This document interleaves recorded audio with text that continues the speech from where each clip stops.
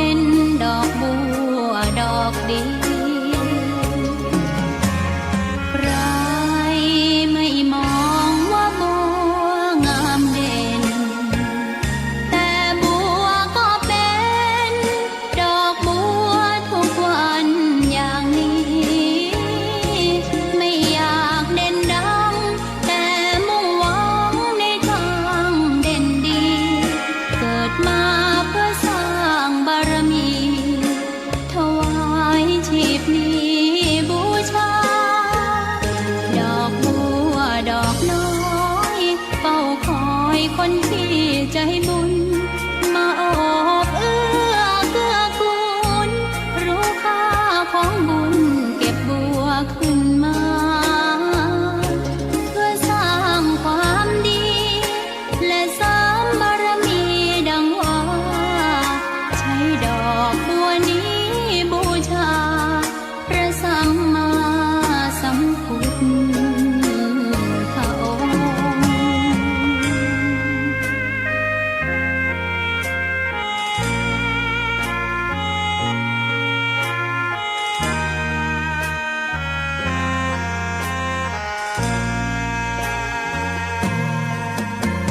ใครไม่มองว่าบัวงามเด่นแต่บัวก็เป็นดอกบัวทุกวันอย่างนี้ไม่อยากเด่นดังแต่มุ่งหวังในทางเด่นดี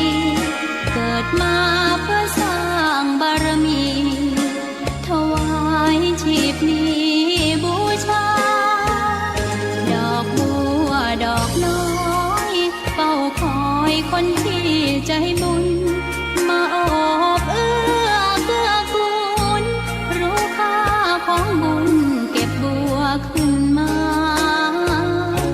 เพื่อสร้างความดีและเสริมบารมีดังว่าใช้ดอกบัวนี้บูชาพระสัมมาสัมพุทธองค์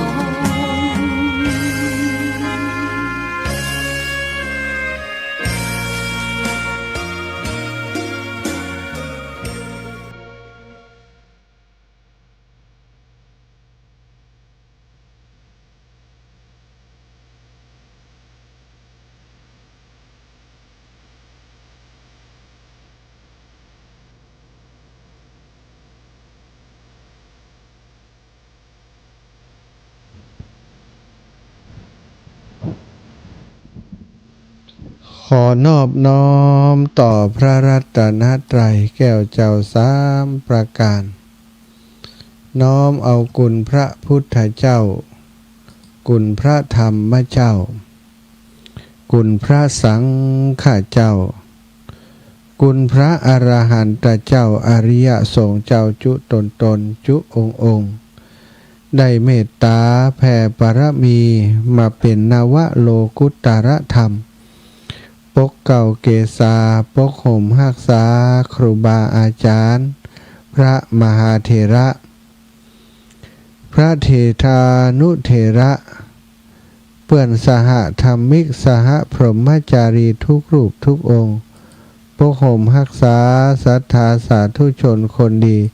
เท่าแก่อีพ่ออีแม่ทั้งหลายทุกท่านทุกคนที่ติดตามรับฟังรายการสารธรรมยามดึกอยู่ในขณะนี้วันนี้พบปะกันอาตมาภาพพระมหาสมชาติชาตะปัญโย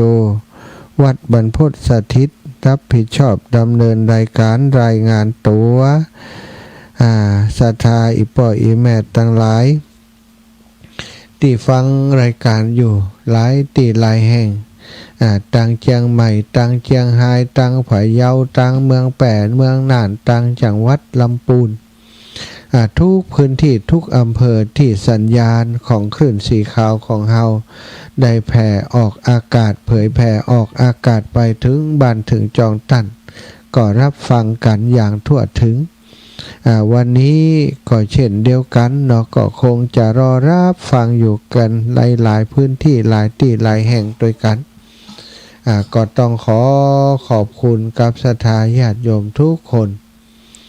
ทุกท่านที่รับฟังรายการโทรมาเป็นกำลังใจมามาจากันตลอดเนาะวันนี้ศรัทธาญาติโยมโยมพ่อโยมแม่ทั้งหลายในชั่วโมงแรกนั้นอาตมาภาพจะมอบเวลาให้กับท่านอาจารย์ใหญ่ท่านพระครูท่านพระครูสุจินนันทกิจนะเจ้าคณะอำเภอสันติสุขนะวัดโป่งคำอำเภอสันติสุขจังหวัดน่านเป็นผู้ดำเนินรายการก็ครั้งเมื่อวันอังคารก่อนนะได้ขอท่านอาจารย์ใหญ่พระครูชลทานพิทักษ์เข้ารายการแทนหลวงพ่อท่านพระครูวันนี้ก็จะเอาหลวงพ่อท่านพระครูมาแทนท่านอาจารย์พระครูชลทานพิทักษ์สลับกันเนาะเพราะว่าอาทิตย์ก่อนเปิ่นบ่สะดวกอาทิตย์ก่อนเปิ่นบ่ว่างนะคือเปิ่นเข้าในอาทิตย์นี้ฮัลโหลย่าใช่ค่ะเจ้ากำลังเข้ารายการไปเชียงใหม่เดี๋ยวก่อนแม่อยากจะทำบุญให้ชิโนโรดตัวอ่ะท่านเจ้าได้ที่ทำบุญหนตางนี่นะเจ้าได้เอาจะได้มันจะได้เอาจะได้เดี๋ยวก็โทรหากันเนาะวันผูกจะโทรหายานเด้อจะได้จดเสียงเรียงนามสาธุขายาศรัทธาญาติโยมเพิ่นจะทำบุญไปพุ่นนะเอาละเนาะศรัทธาเดี๋ยวจะจ้ากับหลวงพ่อตอนนี้หลวงพ่อถ้าเพิ่นพร้อมก็จะได้ให้เข้ารายการในช่วงเวลานี้เลยนะจะได้สะดวกนะเดี๋ยวจะได้มีเวลากับศรัทธาญาติโยมเมินหน่อยก่อนมีเวลาน้อยนะถ้าโทรไปหาจ้าก็มีเวลาน้อย โทรหาเพิ่นก่อนเนอะศรัทธาศรัทธาญาติโยมขออนุญาตช่วงที่หลวงพ่อเข้ารายการศรัทธาต้องโทรหาอาตมาแต่เนอะถวายความเคารพครับหลวงพ่อพร้อมแล้วเนาะครับผมถวายเวลาเลย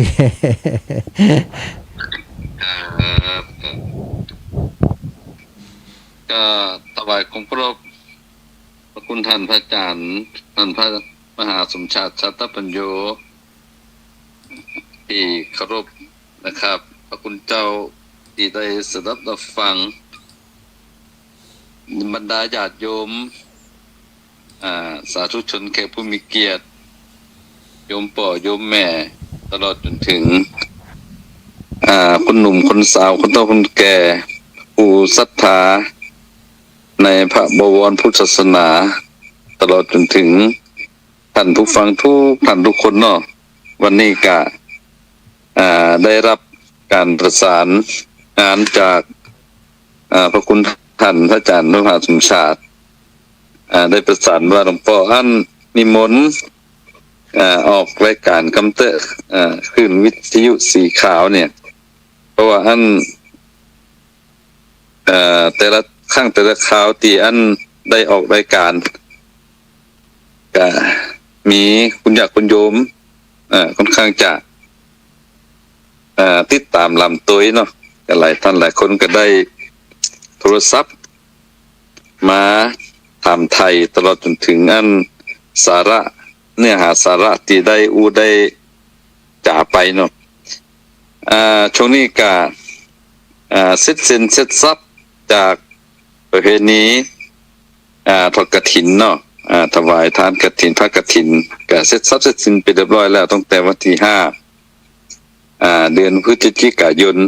ซึ่งในส่วนของวัดโป่งคำอำเภอสันติสุขของเฮาก็ได้ทอดกฐินไปเมื่อวันที่5เนี่ยเป็นวันสุดท้ายกะว่าเขาจะมีวันนั้นเขาจะบูรณาการเรื่องบุญนี่นะครับศรัทธาญาติโยมทั้งหลายซึ่งอันที่จริงในวันนั้นก็เป็นวันหยิบเป้งโดยวันลอยกระทงเอาก็เลยใจหัวข้อว่าลอยกระทงทรงเคราะห์เลาะริมน้ำนะครับ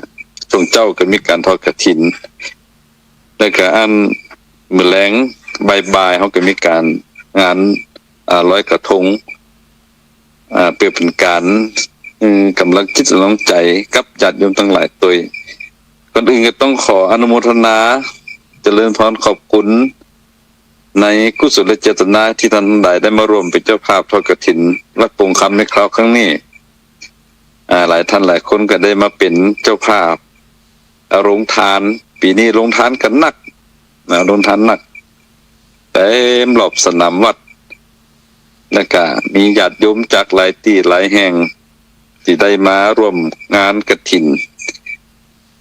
แล้วก็หลายท่านหลายคนได้มาโดย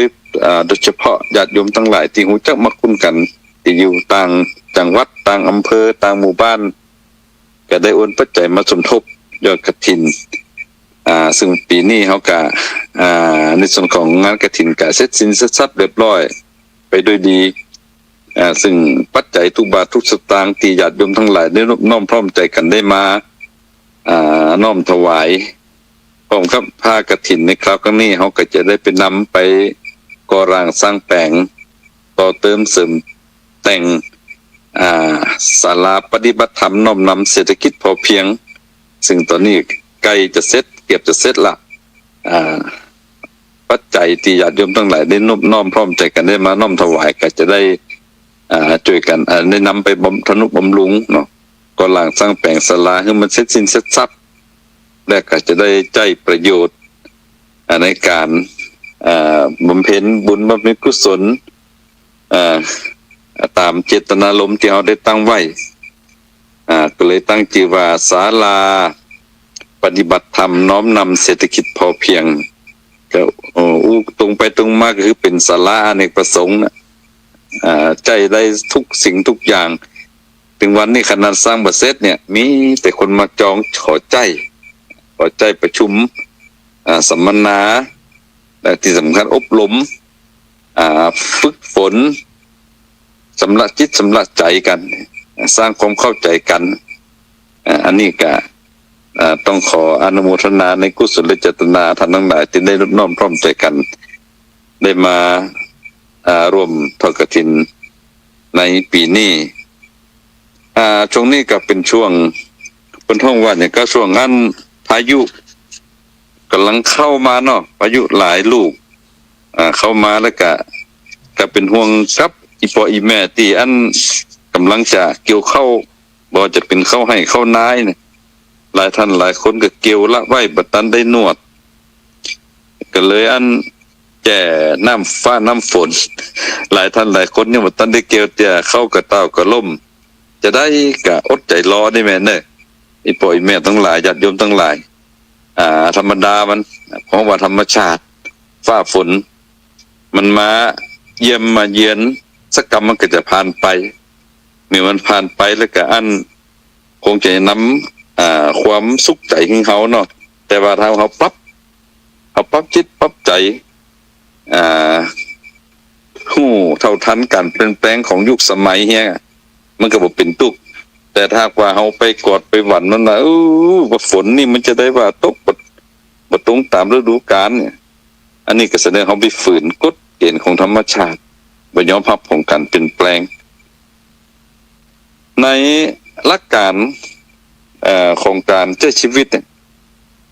เพิ่นบอกว่าชีวิตของเขาเนี่ยเหมือนกับทรัพย์ก้อนหนึ่งญาติโยมทั้งหลายเหมือนทรัพย์ก้อนหนึ่งที่อยู่ในร่างกายเขาเนี่ยทรัพย์เหล่านี้เนี่ยเมื่อมันอยู่แล้วเขาจะต้อง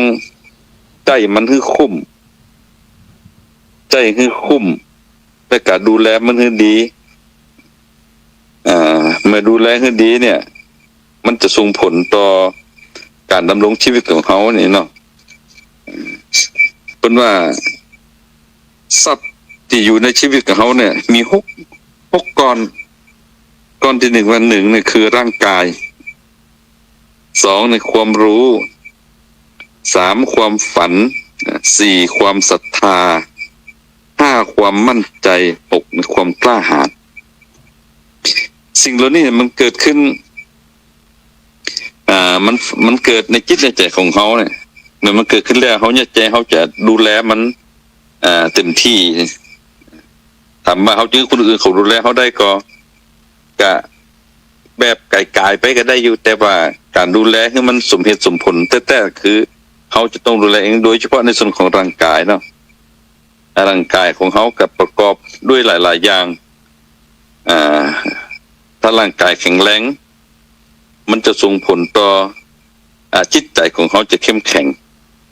เมื่อจิตใจเข้มแข็งมันจะส่งผลในเรื่องของสติปัญญาของเขาเนี่ยมันจะเบ่งบานแก่กล้าได้จะนำสู่การแก้ไขปัญหาได้อย่างเหมาะสมร่างกายของเขาเป็นสิ่งสำคัญก็อยากจะฝากญาติโยมทั้งหลายอยากให้หมู่ทั้งหลายนะได้ดูแลร่างกายของเขาให้มันครบพร้อมสักน้อยหนึ่งเนาะโดยเฉพาะในเรื่องของสุขภาพถึงวันเนี้ยเมื่อมันอากาศมันเปลี่ยนแปลงไปนะเนี่ยในจิตร่างกายของเขาเนี่ยเขาปรับตัวบัดนั้นมักจะนำมาซึ่งความเจ็บเป็นป่วยไข้โดยเฉพาะโรคที่สำคัญอีกบ่อยแม่โรคที่สำคัญที่มันเกิดขึ้นกับเขาเนี่ยไม่ว่าจะเป็นโรคหวัดโรคไอเนาะเป็นหวัดเป็นไอเป็นไข้โรคต่างๆเหล่านั้นมารวมมาสุมกันแล้วถ้าไปหาหมอตรวจหมอมักจะบอกว่าโอ้เนี่ยตอนนี้เนอะความดันเริ่มสูงแล้วนะบางคนกับความดันต่ำเกินเนอะบางคนก็บอกว่าเป็นเนอะกำลังจะเป็นโรคเบาหวานเนอะเบาหวานกำลังจะเข้ามาเยือนแล้วเนอะเนี่ยทั้งที่เขาอยากได้สักหน่อยจืดจัดเหมาะเบาหวาน แต่มันก็มาเอาเนี่ยบางคนก็เป็นโรคเก้าเบาหวานความดันสูงความดันต่ำไขมันในเส้นเลือดเขาจะต้องดูแลร่างกายของเขาให้มันสมดุลเนาะโดยเฉพาะในส่วนของการปรับตัวของเขาเนี่ยเวลารับเวลานอนคนจะรับนอนมันเป็นเวลาจะคบจะกินเอาก็จ้องเลือกกินของที่มันแบบเป็นพิษเป็นภัยโดยเฉพาะของที่มันเกิดขึ้นจากธรรมชาติเนาะโดยเฉพาะคนที่เป็นโรควันนี้จะบอกโยมพ่อโยมแม่เนี่ยคนได้ที่เป็นโรคเกี่ยวกับโรคไตเนี่ยโรคไตเบื้องต้นถ้าไปหาหมอว่าค่าไตสูงแล้วเนอะถ้าหากว่าบ่แก้ไขมักจะเนี่ยคือเห็นสักน้อยจะไปฟอกไตผ่าไตตัดไตซึ่งมันเป็นโรคผู้ใดเป็นแล้วมันจะแก้ไขยากตำรายาสมุนไพรนะญาติโยมทั้งหลายไผมีปากกามีดินสออยู่ในมือท่านลงเตรียมไว้ในผู้ใดฮู้ไปหาหมอว่าค่าไตสูงควรจะต้องปรับให้มันเข้ามาสู่โหมดของปกติไงตามตำราโบราณเป็นว่าหนึ่งเนี่ยคือไปเอาหากมะกรูดเทศหรือว่ามะละกอปืนบ้านเขาเนี่ยบ่ใจไปเอามะละกอฮอนแลนด์กันมะละกอบ่ใจนะเพราะว่ามะละกอมะกรูดเทศแล้วนั่นมันเป็นมะกรูดเทศที่มันต้องกินพวกสารพิษสารเคมีเนี่ยเป็นว่าเอาหากมะกรูดเทศปืนบ้านเขาเนี่ยคูดมาล่างหนึ่งกำมือเนาะสองเนี่ยเอาหมงเปลือกมังคุดหรือว่าหมงมังคุดที่มันเป็นแฉกเนี่ยเนาะที่อยู่หมงมังคุดนั้นสัก5หมงหรือ5ฝาเนี่ยที่อยู่ท่านเนาะแล้วก็เอาไปตัดเอาเงาเตยหอมเป็นห้องว่ารากอากาศของเตยหอมเนี่ยหากที่มันมาบ่มดินเนาะที่มันร้อยอายุที่มันออกทางบนเนี่ยไปตัดมาสักหนึ่งกับมือเนี่ยแล้วก็จักไข่ไปตัดจักไข่มาสัก5 ต้นแต่ว่าเอามือขืบอีกก่อนขืบก็คนตีคิดว่าเองนี่เป็นโรคมีค่าไตสูงเนี่ยเนาะขืบได้ขืบ1ตัดหัวตัดท้ายเนี่ยแล้วก็เอามารวมกันมัดเอาใส่หม้อเอาน้ำใส่สัก2 ลิตรแล้วก็เอาสารส้มสัก1 ปลายนิ้วมือเนี่ยปลายนิ้วก้อยก็ได้บ่ต้องนักปลายนิ้วก้อยตัดออกมาไปโจงใส่หม้อน้ำหม้อที่มันน้ำกำลังเดือดต้มเหลือสัก1 ลิตรเนี่ยแล้วก็เอาปดมาละไว้มองอุ่นๆแล้วก็กรองด้วยน้ำด้วยผ้าขาวบางเอาใส่ขวดไว้กระแจตู้เย็นไว้ตื่นเจ้ามาก่อนกินข้าวงายสัก15 นาทีหรือ20 นาทีก็กิน1 แก้ว แล้วก็นอนกินเห็น1 แก้วกินไปเนี่ยสัก5 วันกินไป3 วันแล้วก็หยุด2 วันแล้วก็กินต่อแล้วไปหาหมอวัดเพราะว่ามันได้ลดก่อนอันนี้ง่ายๆเป็นสูตรยาง่ายๆฝากกับญาติโยมทั้งหลายถ้าว่าผู้ใดคนใกล้ตัวมีปัญหาเรื่องสุขภาพเนาะร่างกายอาจจะเป็นโรคไตที่มันกำลังจะเริ่มเป็นระยะที่1ที่2ที่3เนี่ยนึกใจสูตรนี่จะได้ก็แล้วแต่ภายในไม่เกิน30 วันเนี่ยถ้าเขากิน3 วันหยุด2 วัน3 วันหยุด2 วันเนี่ยจะได้ก็แล้วแต่มันก็จะหายมันพิษควงนะอันนี้เขาจะต้องดูแลร่างกายของเขาแบบเอาของใกล้ตัวประการที่2เนี่ยประการที่2ความรู้เนาะทรัพย์สินตัวเขาเนี่ยความรู้ที่เกิดจากการเรียนรู้ไม่ใช่ความรู้ที่เกิดจากการเรียนแบบนี่ถ้าความรู้ที่เกิดจากเห็นรู้น่ะหมายความว่าความรู้ที่เกิดความตั้งใจเขาอยากรู้อะไรอย่างเนี่ยเขาต้องมีความตั้งใจบ่จะแบบไปหันเปิ้นเนี่ยแล้วเปิ้นประสบผลสำเร็จเนี่ยอยากเอาเป็นเปิ้นเนี่ยอันนั้นแปลว่าความรู้เกิดจากการเรียนแบบคนเขาไปเรียนแบบเกี้ยมักจะประสบผลสำเร็จแต่การเขาได้ไปเรียนรู้เนี่ยมันจะเกิดเรื่องของทักษะเพราะว่าทักษะชีวิตทักษะก็คือความเชี่ยวชาญเนี่ยมันจะทำให้เกิดความคล่องความเชี่ยวชาญยกตัวอย่างเช่นความรู้การดูแลสุขภาพร่างกายเนี่ยเขาเนี่ยจะได้ของจริงสุขภาพร่างกายเขาดีหลายท่านหลายคนก็บอกว่าบ่ต้องเนี่ยคิดเป็นหลายแล้วเขามีหมออยู่แล้วมีโรงพยาบาลอยู่แล้วมีสถานีอนามัยเอาชีวิตไปแขวนกับคนอื่นน่ะทั้งที่ว่าหมอเปิ้นบ่ใช่ว่าเป็นผู้วิเศษที่ไปหาเปิ้นแล้วจะหยิบเอาอันโรคภัยไข้เจ็บของออกปัจจัยน่ะเปิ้นก็จะรักษาวินิจฉัยตามที่เปิ้นได้เห็นได้ฮู้มาว่าโรคนี้คนจะเป็นอีเราอันนี้ไปโรคกันบ่จับมันหน้ามาไม่เอานี่ไปแหมการเรียนรู้ในการที่จะดูนี่จะเอาความรู้ตรงนั้นมาใช้ในการดำเนินชีวิตเนี่ยมันเป็นเรื่องที่สำคัญยกตัวอย่างเช่นโรคบางโรคเนี่ย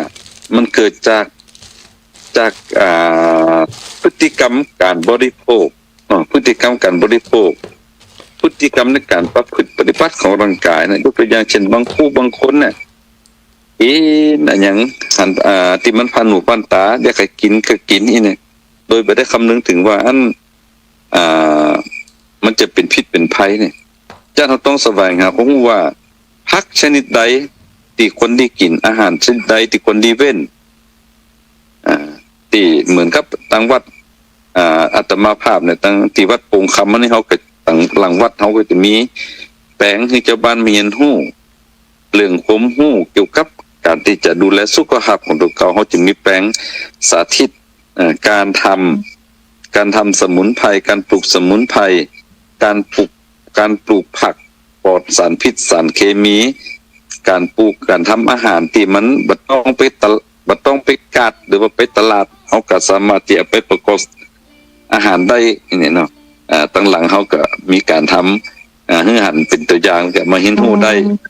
โดยเฉพาะในส่วนของส่วนในเรื่องของการปลูกผักไม่ใส่เกลือปลูกสมุนไพรแล้วนี่น่ะกันเฮาปุ๋ยกันเฮาไปเน้นปุ๋ยเคมีปุ๋ยอันนี้ต่างๆนั้นมันก็จะยากเนี่ยเส้นสตางค์ตัวนอกจากเส้นสตางค์แล้วมันก็จะเป็นเรื่องของ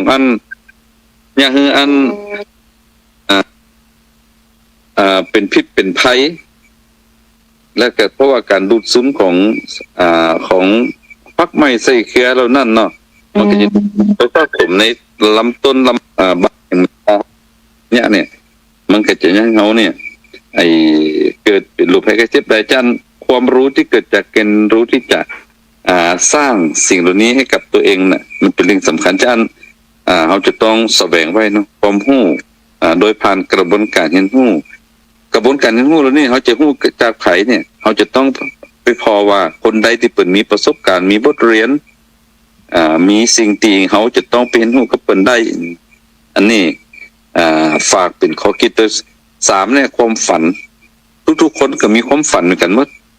ฝันอยากจะปล้นตุกปล้นจากหนี้จากสิน ฝันที่จะเป็นคนมีฐานะมีการยอมรับจากสังคมคนทั่วไปมีหน้ามีตาอย่างต่างๆนั้นแล้วนี่แต่ความฝันนี่มันจะถึงฝันได้เนี่ยมันบ่ใจเขาจะต้องวิ่งตามความฝันเนาะแต่ว่าเขาจะต้องเอาความฝันมาตั้งว่าเขาเนี่ยอันอย่างเขาจะทำอันอย่างที่ให้มันเป็นเหมือนเขาอยากจะเป็นได้เนี่ยยกตัวอย่างเช่นสมมติเขาอยากจะมีฐานะครอบครัวเขามั่นคงเนี่ยเขาต้องหันมาสำรวจทรัพยากรที่เขามีอยู่ในรอบตัวเขาเนี่ยน้ำเขามีดีก็ดินเนี่ยที่ทำกินของเขามีดีก็แล้วความรู้ที่เขาอยากจะเพิ่มลงไปให้มันเกิดดึงรายได้ที่จะมุ่งไปสู่ความฝันอย่างเช่นว่าเขาอยากจะได้สิ่งนี้เอามาใจเอามาเป็นที่พึ่งพาอาศัยเนี่ยเขาจะถึงครบจุดฝันนั่นแหละเขามีองค์ประกอบอย่างพองก็จะมีหายไกลพร้อมกันมันก็จะย่างเขาเนี่ยเกิดเขาเรียกว่าแรงจูงใจเนาะพักเขาได้เป็นไปตามที่เขาตั้งใจไว้แต่ประการที่4นอกจากนั้นก็เป็นเรื่องของความศรัทธาศรัทธาเนี่ยศรัทธานั้นเป็นเรื่องของความเชื่อความเลื่อมใสความมุ่งมั่นว่าหากว่าเขาทำแล้วมันจะต้องเกิดเหมือนที่เขาคิดนะอย่างเช่นว่าตามหลักธรรมในพุทธศาสนาพระพุทธเจ้าบอกว่าเขาทำดีย่อมจักได้ดีกันเขาทำบดีก็มักจะได้ในสิ่งที่บดีเนี่ยบางคนมักจะเข้าใจว่าหันหลายคนเนี่ยเปิ้นทำบดีนะแต่เปิ้นยังว่าได้ดีเพราะว่าเขาไปตีความดีผิดนี่เขาไปตีความดีผิดเขาไปตีความดีว่ามันเป็นเรื่องของทรัพย์สิ่งของเหมือนกับปัญหาอาหารทุกวันเนี่ยที่มันเกิดขึ้นในสังคมบ้านเฮาเนี่ยนะที่อันคนใจอย่างก็บ่ได้ด้วยเลขเอาด้วยกลบ่ได้ด้วยมนต์เอาด้วยคาถาเนี่ยที่เปิ้นอันเนี่ยก็สแกมเมอร์หรือว่าที่มีการหลอกลวงผ่านจากสื่ออันอย่างต่างๆนานาแล้วเนี่ยอันนี้เขาว่าศรัทธาแบบมิจฉาศรัทธาแบบผิดนะศรัทธาที่อันบ่ได้นึกถึงบนฐานของศีลธรรมนี่จันพระพุทธเจ้าบอกว่าอันการทำความดีมันต้องได้ดีเหมือนเฮาปลูกมะเขือเทศปลูกมะเขือเทศปลูกมะพร้าวเฮาก็จะมะพร้าวเฮาจะมะเขือเทศนะเอาปลูกได้ก็จะได้นั่นแต่ว่ามันจะได้จ้าหรือได้เร็วเนี่ยมันอยู่ที่การกำหนดของคำว่าการกระทำหรือว่ากรรมนี่เนาะการกระทำของเขาว่าเขาทำโดยศรัทธาก็ทำด้วยความมุ่งมั่นก็เขามีความเชื่อของเขาที่ก็อันนี้เป็นต้นและเห็นประการเป็นว่าเขาทำอย่างสักอย่างแล้วเขาต้องมีความมั่นใจว่าเขาจะต้องทำได้แต่จะได้นักได้น้อยเนี่ยต้องทำได้ต้องทำได้อันนี้ก็มันเป็นผลของการเป็นเรื่องของความรู้ที่ผ่านกระบวนการเรียนรู้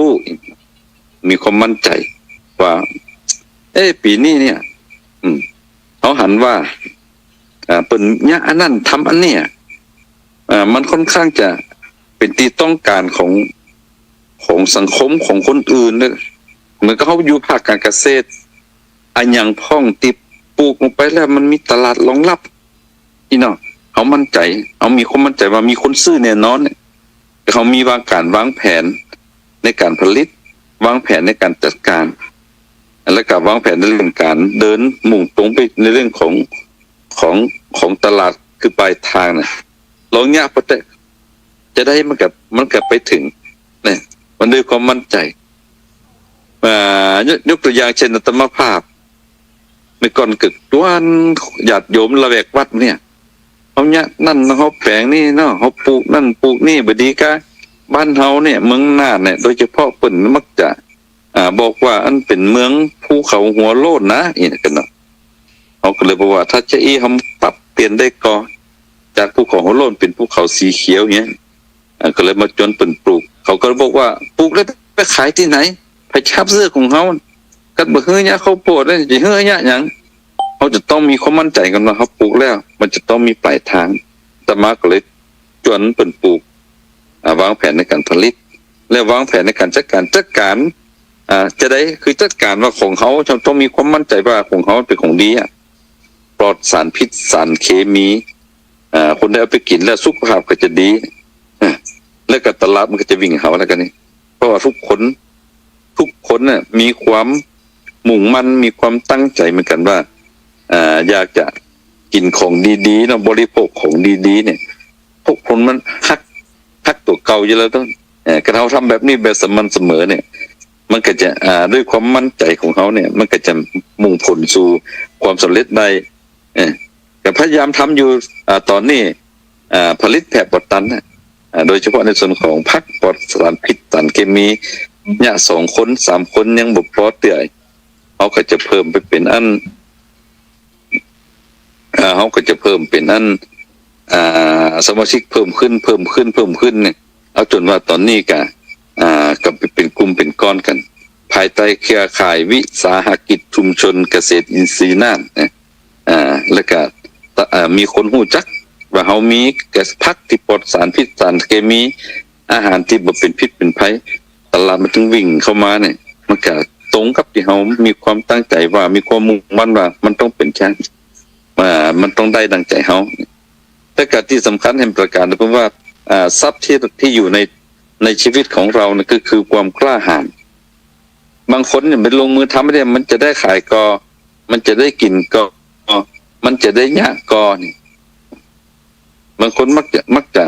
ยังไม่ได้ลงมือทำแต่คิดจี้แล้วเนี่ยฉะนั้นเราจะต้องมีความกล้าหาญเพราะว่า1เนี่ยเขามีอย่างพอ1เรามีความรู้ร่างกายของเราสู้ได้เรามีความรู้มีทักษะแล้วก็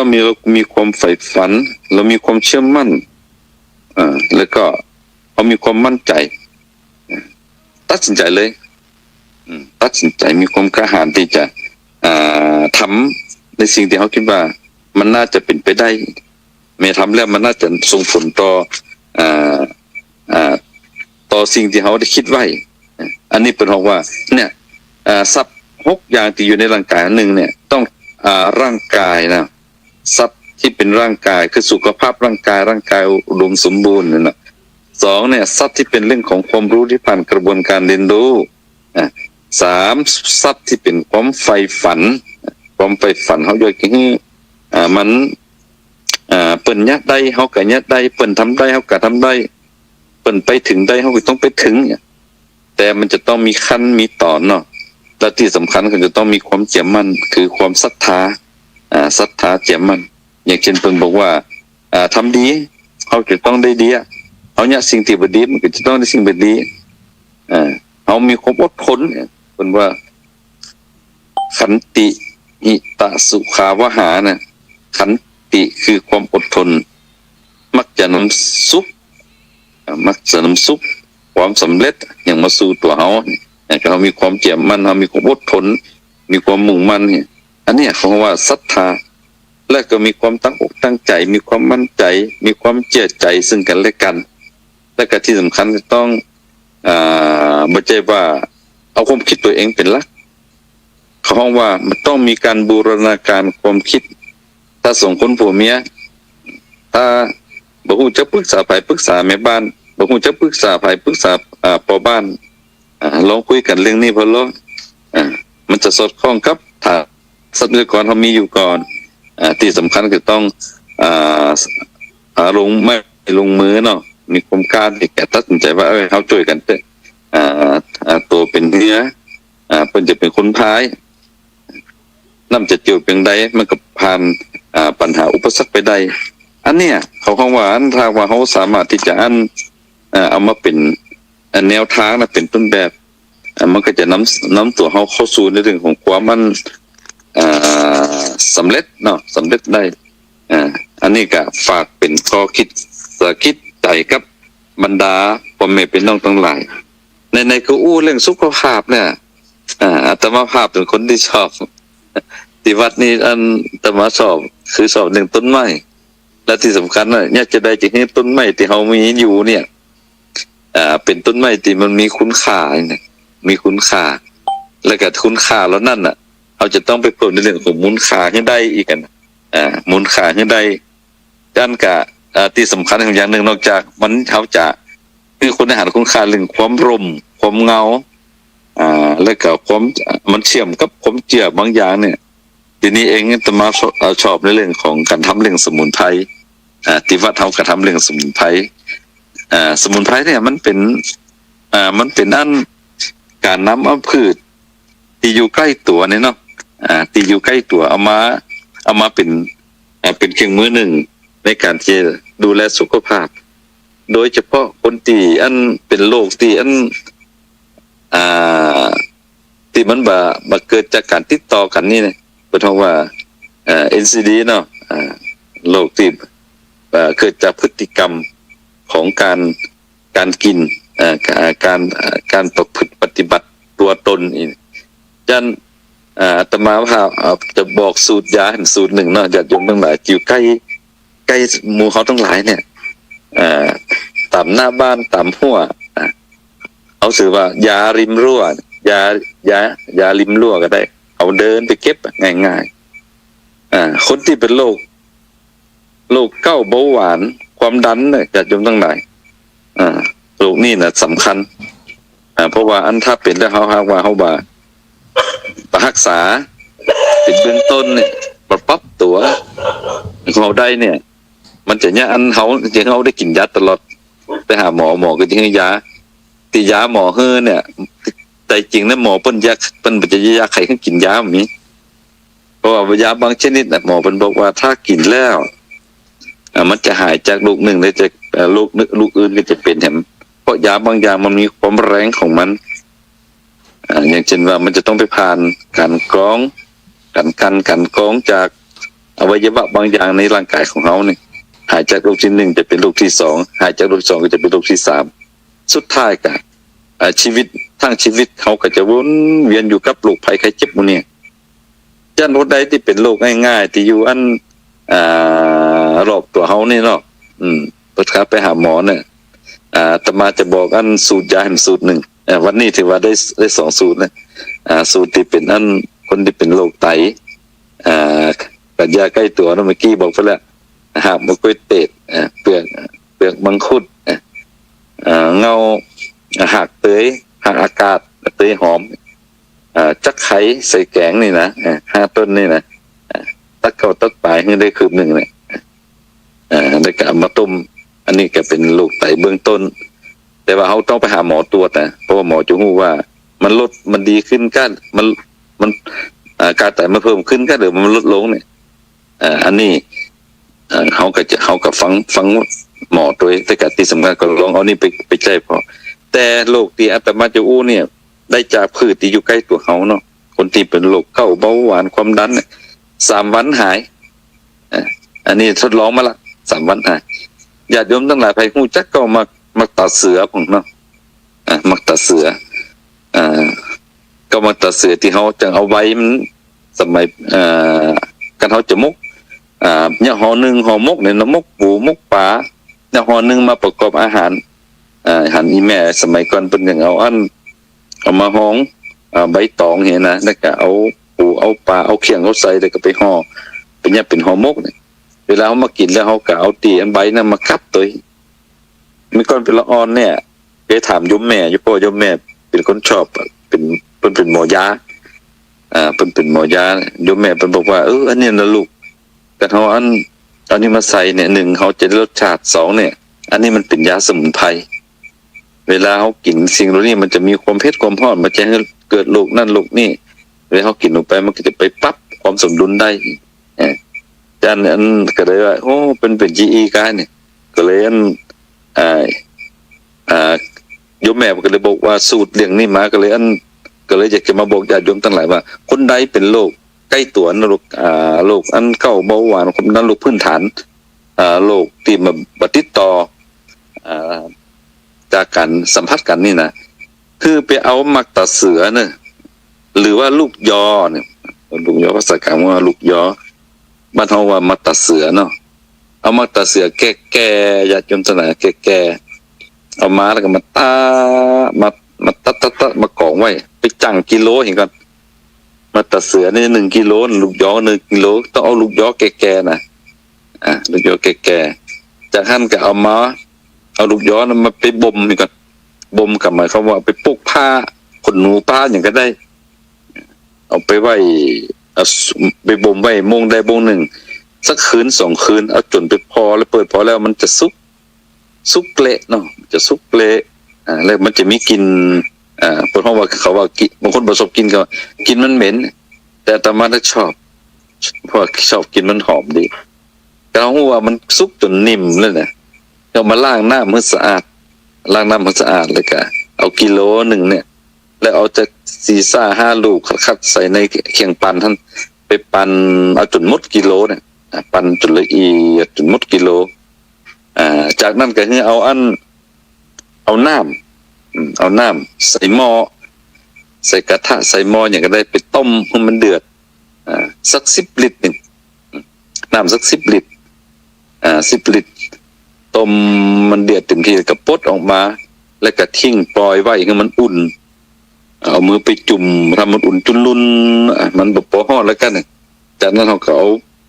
เอามาตัดเสือหรือว่าลูกยอที่เขาปั่นเนี่ยเอาไปแจ่น้ำเลยเอาไปมักไว้ในน้ำมันเอาไปมักไว้ในน้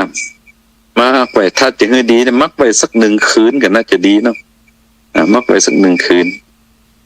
จากขั้นการเอามาบีบด้วยผ้าขาวนะบีบจน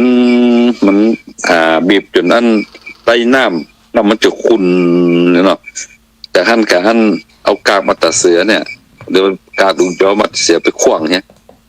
ไปขวางไปแต่งปุ๋ยแปลงยังก็ได้แล้วเอาน้ำที่มันขุ่นนั่นอย่าโยมทั้งหลายน้ำที่มันขุ่นเนี่ยเอาไปกองผ้าขาวบาง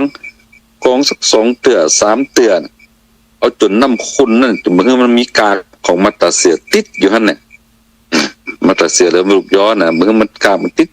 สักหน่อยจนเป็นน้ำขุ่นเหมือนน้ำหมวกที่เฮาน้ำสาวเข้านี่เนาะคุณแต่จะหั่นกับเอาน้ำเนี่ยเอามาใส่ในกระมังก็ได้ใจภาชนะที่มันสะอาดจากหั่นกับเอาไปอุ่นสักกำหนึ่งอุ่นบดีให้มันเดือดเด้อไปอุ่นก็บ่อุ่นก็ได้ก็บ่อุ่นก็ได้ถ้าเฮาไปอุ่นมันเจอความร้อนแล้วมันจะยังสารบางอย่างที่อยู่ในลูกยอหรือมาตาเสือเนี่ยมันจะลดลงไปเอากลับไปเอากันบ่อุ่นก็ได้เอาคิดว่ามันโอเคแล้วมันสะอาดพอแล้วกันเนี่ยมันบ่มีกากเม็ดมาตามาตาเสือนั่นเดี๋ยวลูกยอนะติดแล้วก็เอาน้ำผึ้งปลาเขาเนี่ยสัก2 ขวดเทเข้าไปผสมกับป่นเอาจนมันเข้ากันเป็นเนื้อเดียวกันก้นเข้ากันเป็นเนื้อเดียวกันนะ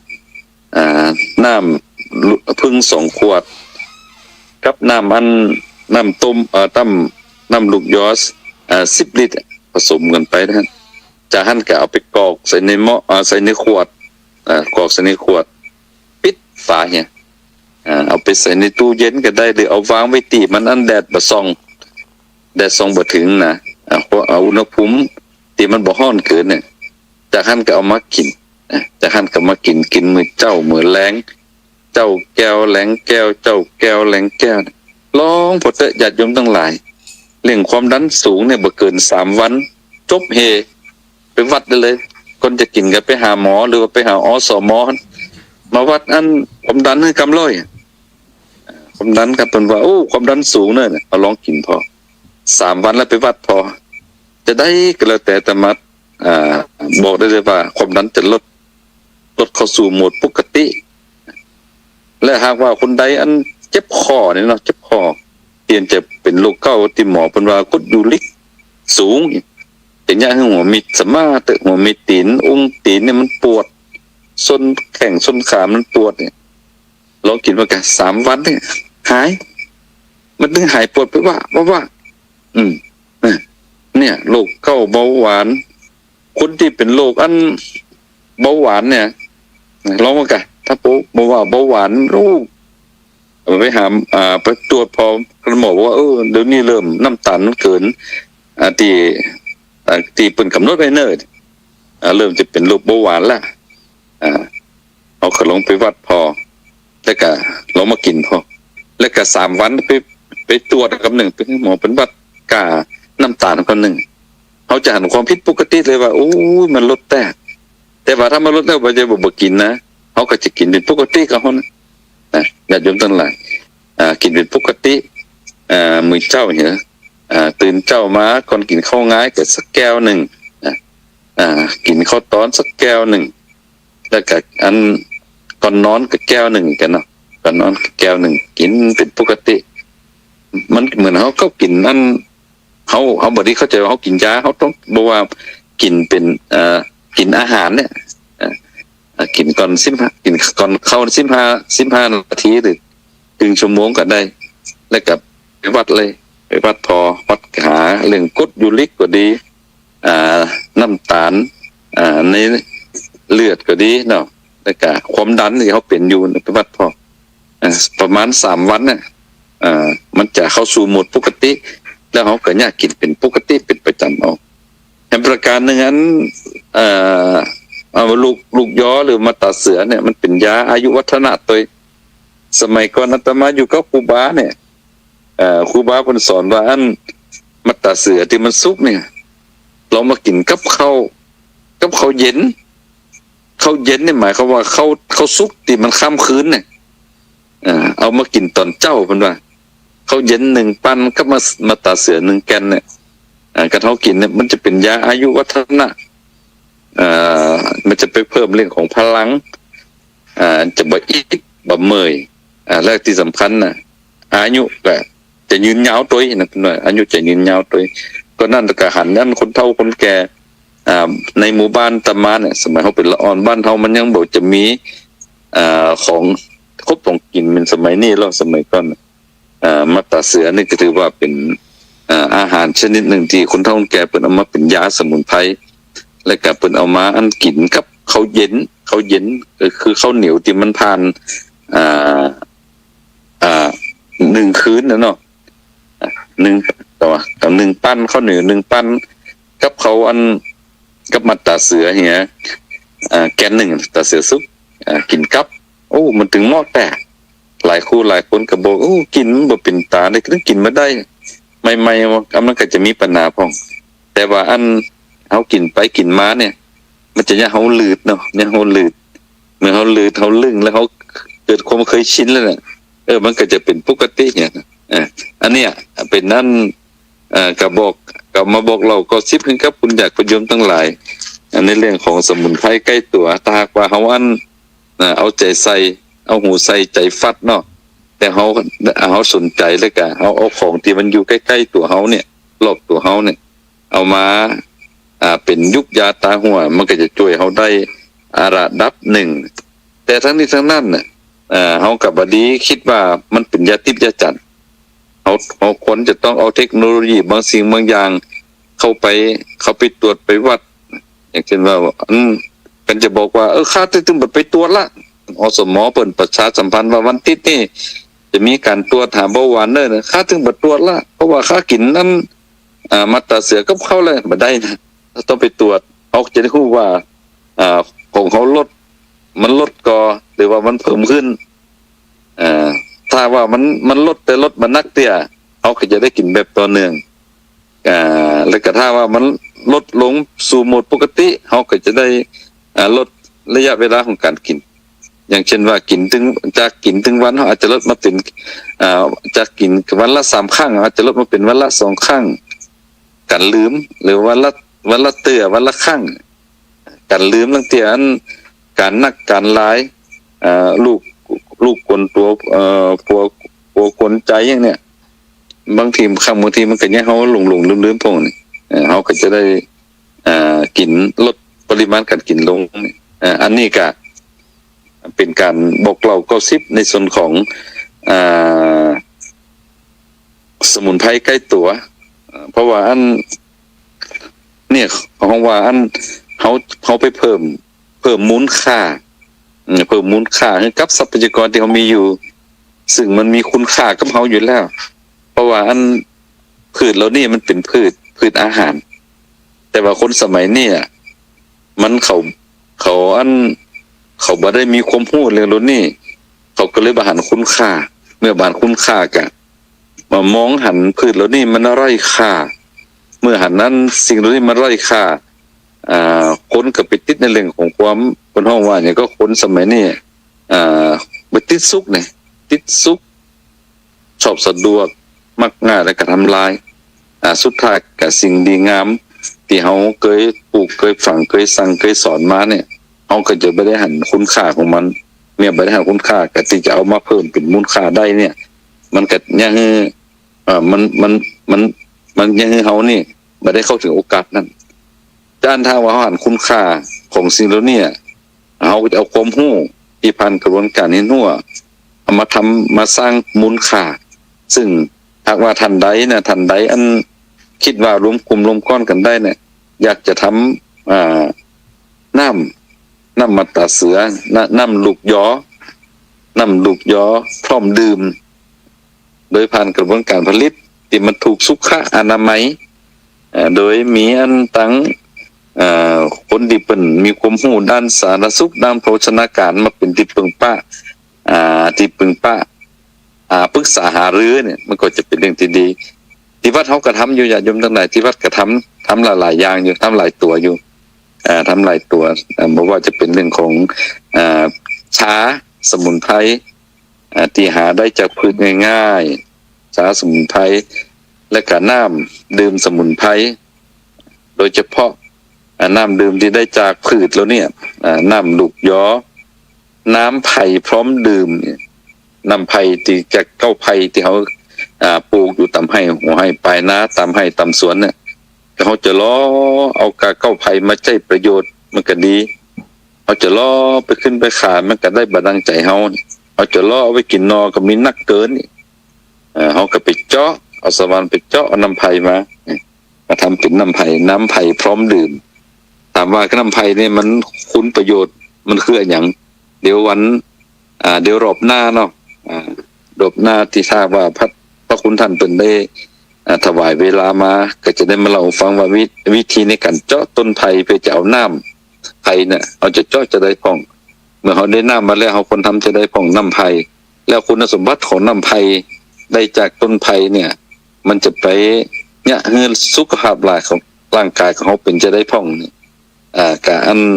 ก็จะได้มาเล่าให้คุณญาติคุณโยมได้ฟังกันนะอยากจะได้ลองนำไปใจพอของที่ใกล้ตัวเขาเนี่ยลองไปย่าว่าแต่มันไม่ได้เป็นพิษเป็นภัยมีอย่างน้อยๆเขาก็จะได้เป็นตัวอย่างเป็นต้นแบบเนี่ยได้บอกเราก็ซิบเงินลูกหลานและเด็กละอ่อนรุ่นใหม่ได้เข้าถึงสิ่งเหล่านี้เนาะก็ถือว่าเป็นการสืบสานองค์ความรู้ภูมิปัญญาท้องถิ่นนะของเขาเอาละวันนี้ก็ได้อู้จาปราศัยพระคุณท่านบอกว่าหลวงพ่อครับอันเวลากะจาก2 ทุ่มไปถึง3 ทุ่มเนิ่นเนี่ย มันมีข้อจำกัดอยู่ท่านก็ได้มาพบปะปรึกษาหารือญาติโยมทั้งหลายแล้วก็ก็ได้เอาสาระน่ารู้เนาะเกี่ยวกับธรรมะที่อยู่ใกล้ตัวเขามาบอกเราก็10 ท่านทั้งหลายได้สาธุรับฟังกันถ้าท่านทั้งหลายฟังแล้วบัดตันได้จดได้จำกะลองอันโทรศัพท์มาก็ได้โทรศัพท์หมายเลขโทรศัพท์0817501484 ท่านใดมีปัญหาเรื่องสุขภาพร่างกายเกี่ยวกับยาไข้ใจยุบยาตาหัวโดยเฉพาะส่วนของสมุนไพรที่อยู่รอบข้างรอบตัวเอาไปใจจะโทรประสานมาได้เนาะตมาก็จะได้บอกเราก็ซิบเป็นการขยายองค์ความรู้ภูมิปัญญาท้องถิ่นของเขาต่อไปเอาละวันนี้ก็ขอท่านทั้งหลายเนาะได้อยู่เย็นเป็นสุขได้มาพบกันแล้วก็รับก็คือได้ฝันดีแล้วก็ขอให้มีสุขภาพร่างกายแข็งแรง เป็นที่เพื่อปะอาศัยของลูกเต้าหลานเหลนต่อไปวันนี้ก็ขอท่านทั้งหลายจงมีความสุขความเจริญนี่ประกอบไปด้วยอายุวันนะสุขะภรปฏิภาณธนสารสมบัติด้วยกันทุกท่านทุกคนเทินก็ขอเจริญพร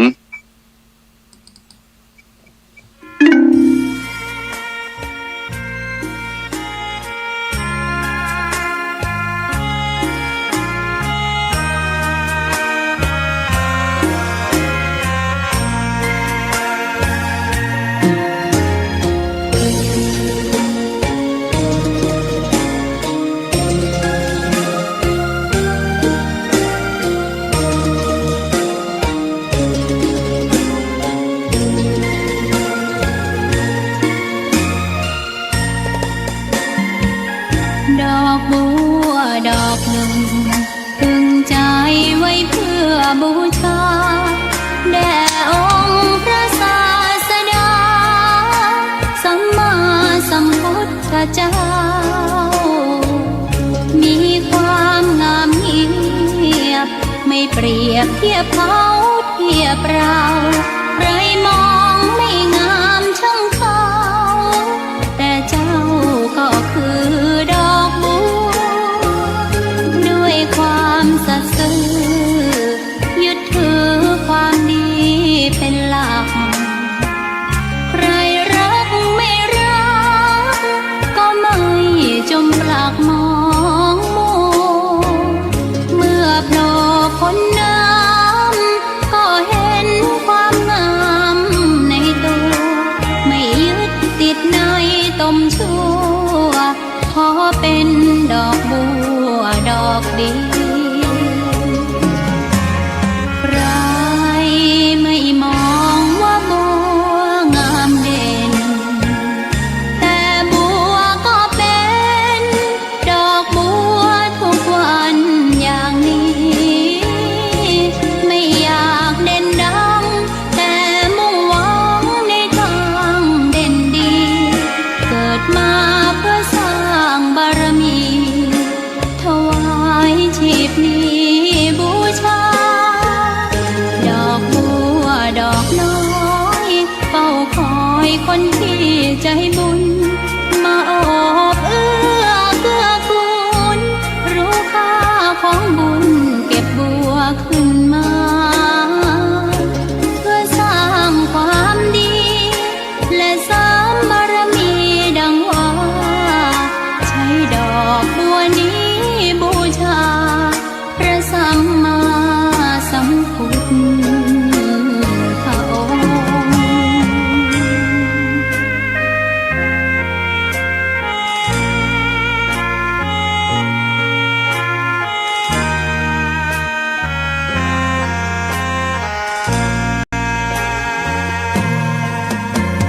ใครไม่มองว่าบัวงามเด่นแต่บัวก็เป็นดอกบัวทุกวันอย่างนี้ไม่อยากเด่นดังแต่มุ่งหวังในทางเด่นดีเกิดมาเพื่อสร้างบารมีถวายชีพนี้บูชาดอกบัวดอกน้อยเฝ้าคอยคนที่ใจบุญมาโอบเอื้อเกื้อกูลรู้ค่าของบุญเก็บบัวขึ้นมาเพื่อสร้างความดีและเสริมบารมีดังว่าใช้ดอกบัวนี้บูชาพระสัมมาสัมพุทธองค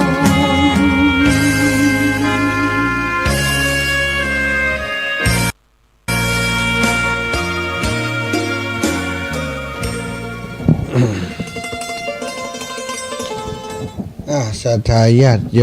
มได้พบปะกับครูบาอาจารย์ปัดต่อเนาะวันนี้สายห้อนแล้วก็ท่านอาจารย์พระครูนะอาตมาก็รวบรวมตำรายา ได้ใจแน่นอนความดันเบาหวานเนาะความดันครับคอเลสเตอรอลนะ ไขมันในเลือดนะตะกี้เป็นมีสูตรยาเปิ่นเด็ดขาดว่าเจาะเลือดก่อนเลยนะวัดความดันก่อนก็กินนะต้าเลยเนาะท่านอาจารย์มีความมั่นใจเพราะว่าเปิ่นใจด้วยตัวเองซะนะมีการพิสูจน์มีการทำงานวิจัยควบคู่กันด้วยนะสิ่งที่เปิ่นเอามาอุมาจามาสนทนามาแบ่งปันนี่ศรัทธาโอ้ยังมีแหมนักนะฉะนั้นอาตมาก็จะพยายามหาเวลาให้ท่านอาจารย์พระครูสุจินนันทกิจได้มีโอกาสมาพบปะกับศรัทธาอีปอยอีแม่นักนะนักขึ้นบ่อยขึ้นนะบางวันเดี๋ยวอาตมามาสบายก็จะลองถามเพื่อนไปถ้าว่างก็จะให้เข้าแตนไปเลยเอาละศรัทธาญาติโย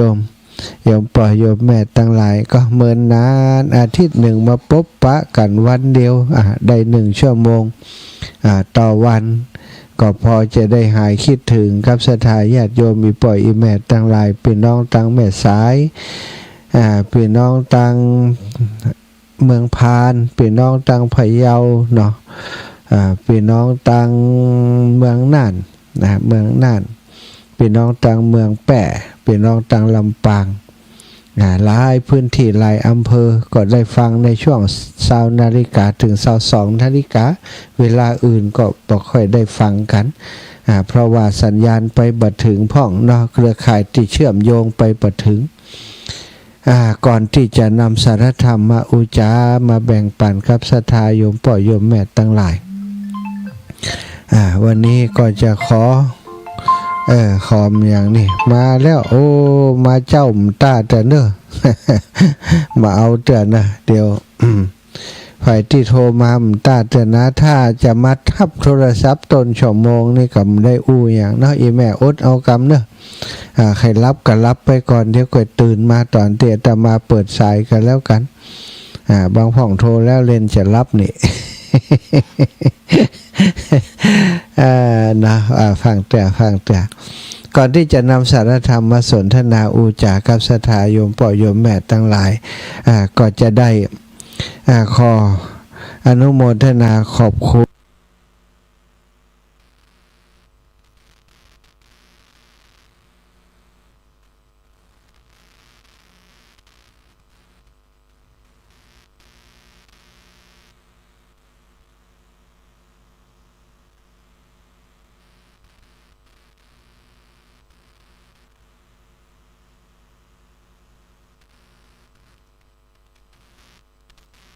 กับศรัทธาญาติโยม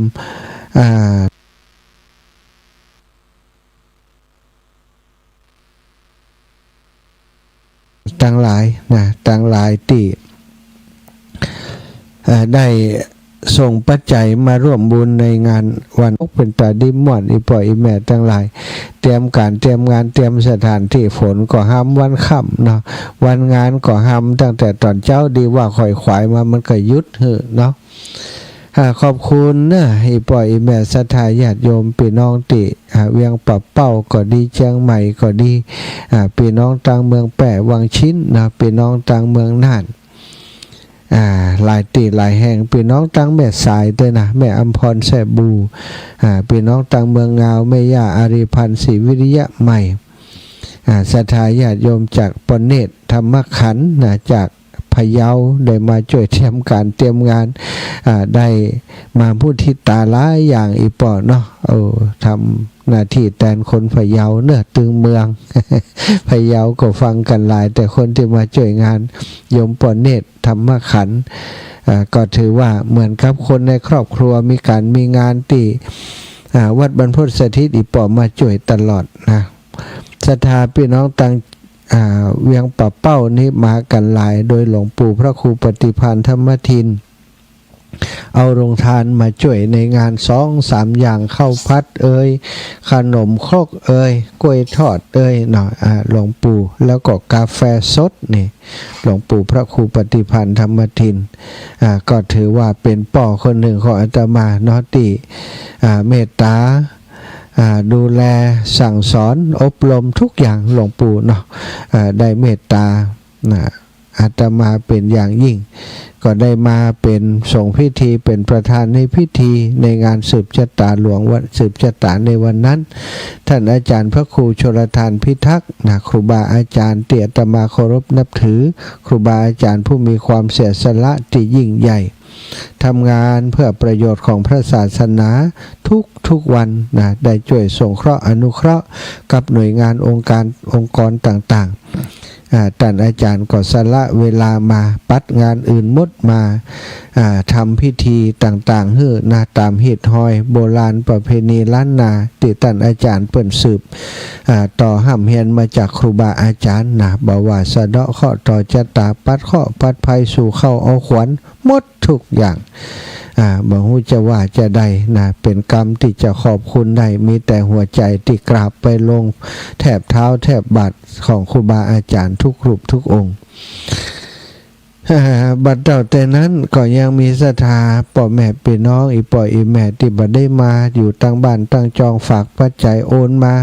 มาพอตัวโกนบ่รุ่นคนนั้นก็โอนมาคนนี้ก็โอนมาก็บ่ได้ขอบคุณในเฟซในไลน์บ่ได้ขอบคุณขอถือโอกาสขอบคุณในพื้นที่ตรงนี้ไปถึงศรัทธาท่านเจ้าทั้งหลายด้วยขอบคุณเป็นอย่างสูงปัจจัยที่โอนมาก็เป็นค่าใช้จ่ายได้ถวายเป็นปัจจัยค่าพาหนะแก่ครูบาอาจารย์ถวายเพื่อให้ครูบาอาจารย์ได้นำไปเป็นค่าน้ำค่าไฟค่าใช้จ่ายต่างๆเป็นสังถวายสังถวายครูบาอาจารย์ไปก็จากปัจจัยที่ศรัทธาญาติโยมได้ให้หอมมาแล้วก่อนในวันอายุวัฒนมงคลโยมน้องกนกพรสายเขียวพร้อมกับครอบครัวญาติมิตรของเปิ้นลูกหลานของเปิ้นได้นำผ้าป่าสามัคคีมาทอดถวายโดยมีวัตถุประสงค์สนับสนุนในการสร้างโรงครัวไว้ประจำกุฏิสิริธรรมวิพัฒน์อนุสรณ์ที่เปิ้นได้มาพักปฏิบัติธรรมที่นี่เมื่อมาพักปฏิบัติธรรมที่วัดบรรพตสถิตเปิ้นก็มาพักที่นี่ต่อไปถ้ามาก็จะได้ใจประโยชน์จากห้องครัวที่เปิ้นสร้างเปิ้นทำแต่ที่เปิ้นถวายปัจจัยมาแต่มาก็จะสร้างจะทำให้เปิ้นเนาะปัจจัยจำนวน70,000วันนั้นเปิ้นได้อยู่3,740ศรัทธาเป็นเงินต้นในการที่จะสร้างห้องครัวเนาะไว้ประจำที่วัดที่กุฏิที่นี้เป็นกุฏิที่ศรัทธาเปิ้นมาพักปฏิบัติธรรม5 วันพ่อง7 วันพ่อง15 วันพ่องก็ทำอาหารปรุงอาหารกันเองเพื่อจะเป็นความสะดวกคือกับเปิ้นเนาะได้สะดวกสบายเหมือนกับว่าอยู่ที่บ้านตัวเก่ามีเครื่องครัวมีไอ้อย่างพร้อมจะให้เปิ้นใจสถานที่กับข้าวทำกับข้าวกับปลาก็จะได้สะอาดอันนี้ก็ได้มีความตั้งใจสร้างไว้ให้กับศรัทธาญาติโยมเป็นได้มาใจต่อไปเนาะแล้วก็ในวันนั้นมีครูบาอาจารย์มากัน9 รูป9 รูปพอดีขอบคุณในเมตตาท่านอาจารย์พระครูสมุวิสุวัตวรกิจโจท่านอาจารย์พระมหาเสาแก้วพระครูปริยัติรัตนโชติตุลุงกิจท่านตุปีอ้อยตุปีบุญตุลุงหนุ่มตุปิตะวันท่านจุกแล้วก็ตุปิตะวันวังเหนือตะวัน2 ตะวันได้ไปเป็นสงฆ์พิธีในวันนั้นจบสิ้นบริบูรณ์เป็นที่เรียบร้อยแล้วก็ต้องขออนุโมทนาบุญและขอบคุณกับทุกคนทุกท่านที่ได้มีน้ำจิตน้ำใจมีไมตรีที่ดีต่อตนอาตมาภาพ แจ้งข่าวความคืบหน้าของอาการป่วยของโยมแม่อมนวันเล้ากุลเป็นศรัทธาสายบุญของขึ้นสีขาวคนหนึ่งศรัทธาได้ช่วยงานครูบาอาจารย์ขึ้นสีขาวทุกวัดทุกวาทุกกิจกรรมงานบุญต่างๆได้นำกฐินนำผ้าป่าไปทอดถวายตามวัดวาอารามที่มีครูบาอาจารย์ขึ้นสีขาวของเฮาปฏิบัติหน้าที่อยู่แล้วก็วัดอื่นๆที่ครูบาอาจารย์เปิดส่งเสริมในการทำบุญทำทานหรือว่าช่วยพัฒนาโยมแม่ก็ไปช่วยตลอด วันที่6ที่ผ่านมาจะไปร่วมบุญกระทงกับลูกไปเปิ้นมีการปล่อยโคมปล่อยอย่างเนาะลูกบ่าวของแม่เปิ้นเป็นนักธุรกิจ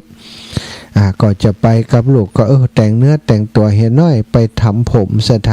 ทำผมเสร็จเรียบร้อยจะกลับมาบ้านขับมอเตอร์ไซค์มาถ้าจะเมอยังได้บอกดูในคลิปดูในกล้องวงจรปิดนะเปิ้นขับรถโดยกลรถตุกๆมาแต่ว่าก็ขับเร็วอะละเหมือนกันรถตุกๆเปิ้นชะลอความเร็วจะเลี้ยวเข้าปั๊มน้ำมันโยมแม่ก็บ่ได้ชะลอโดยเปิ้นอัดเต็มนะตรงท้ายรถตุกๆนะล้มลงดีว่ารถตุกๆนั้นมันบ่จอดนิ่งนะมันก็เคลื่อนไปตั้งหน้าเนี่ยเปิ้นเลี้ยวเข้าปั๊มน้ำมันพอดีต้มเข้าตะนั้นพอดีเอาตกอกตกใจเขาโทรมาหาที่วัดว่าเขามาโทรมาหาว่าตอนนี้เปิ้นประสบอุบัติเหตุนะติดต่อลูกหลานบ่ได้เนี่ยอย่างใดดีอาตมาก็บอกคือโยมที่เชียงใหม่ไปดูแลก่อนแล้วก็โทรหาลูกหาหลานเปิ้นสถาเป็นห่วงคืนนั้นนอนเกือบบ่หลับกว่าเปิ้นเป็นอย่างไปก็เช็คตลอดปรากฏว่าอาการเลือดข้างในสมองก็ดีขึ้นเลือดตกในสมองมันก็ยุดนะแล้วก็ตีซี่โครงเนี่ยจะฮักบ่ฮักแต่ว่าเปิ้นก็พออยู่ได้ก็ดูอาการไปตั้งแต่วันที่6ถึงวันนี้เนาะไปเยี่ยมเพิ่น2ครั้งแล้ววันนี้ไปเยี่ยมกลับไปดูอาการอีกก็ดีขึ้นแล้วเนอะสถาติฮู้จักแม่อมนวันเล้ากูลตอนนี้อาการโยมแม่ดีขึ้นแล้วสามารถสื่อสารได้อู้จาได้วันนี้ก็เกือบจะได้ออกจากโรงพยาบาลแล้วแต่ว่ามีอาการที่หายใจยังว่าปกติเตื้อนะยังเจ็บอยู่ยังลุกนั่งลุกยังเองยังบ่ได้เตื้อทางคุณหมอก็เลยถ้าจะให้นอนแหมสัก 4-5 วันก็ตอนนี้ก็อัปเดตว่าอาการดีขึ้นแล้วเนาะสถาติเป็นห่วงก็สบายใจได้แล้วเนอะแต่ไผจะไปเยี่ยมเปิ้นเนาะเปิ้นพักอยู่ที่ห้องพิเศษโรงพยาบาลล้านนา3เนาะล้านนา3ห้องชั้น3ห้อง303เนอะห้องพิเศษ303นะจะไปเยี่ยมไปแอวหาเปิ้นก็ได้อันนี้ก็เป็นศรัทธาสายบุญอีกคนหนึ่งศรัทธาญาติโยมก็ดูแลกันเป็นครอบครัวเนาะหมู่เฮาทั้งหลายเนี่ยอาตมาภาพนี้ถ้าแฟนรายการคนใดที่ฮู้จักมักคุ้นกันเปิ้นเจ็บเป็นเย็นอุ่นอยู่ใกล้อยู่ไกลนะบ่ได้คำนึงก็มักจะไปเยี่ยมนะเป็นตัวแทนครูบาอาจารย์ไปเยี่ยมยามถามทุกสุขดูแลญาติโยมเหล่านั้นอยู่เสมอสถาเพราะว่าเฮาได้ร่วมกันทำงานร่วมกันมาเนาะบ่ใจว่าตอนเปิ้นอยู่ดีสบายเปิ้นมาช่วยการช่วยงานตอนว่าเปิ้นเจ็บเป็นเย็นอุ่นมาจะละจะทอดทิ้งกันนะมันก็บ่ใจมิตรภาพที่ดีนี้ก็แจ้งให้ศรัทธาทราบเนาะสำหรับครอบครัวคลื่นสีขาวของเฮาบ่ทอดทิ้งกันมีการมีงานมีกินมีตานก็พยายามจะสานพลังร่วมมือร่วมใจกันนะวันนี้เนาะเนื่องจากว่าใกล้วันที่ครูบาอาจารย์ได้กำหนดหมายจะทอดผ้าป่าสามัคคีสร้างถนนขึ้นสวรรค์สร้างถนนขึ้นสวรรค์อาจารย์มีการถนนขึ้นสวรรค์นะ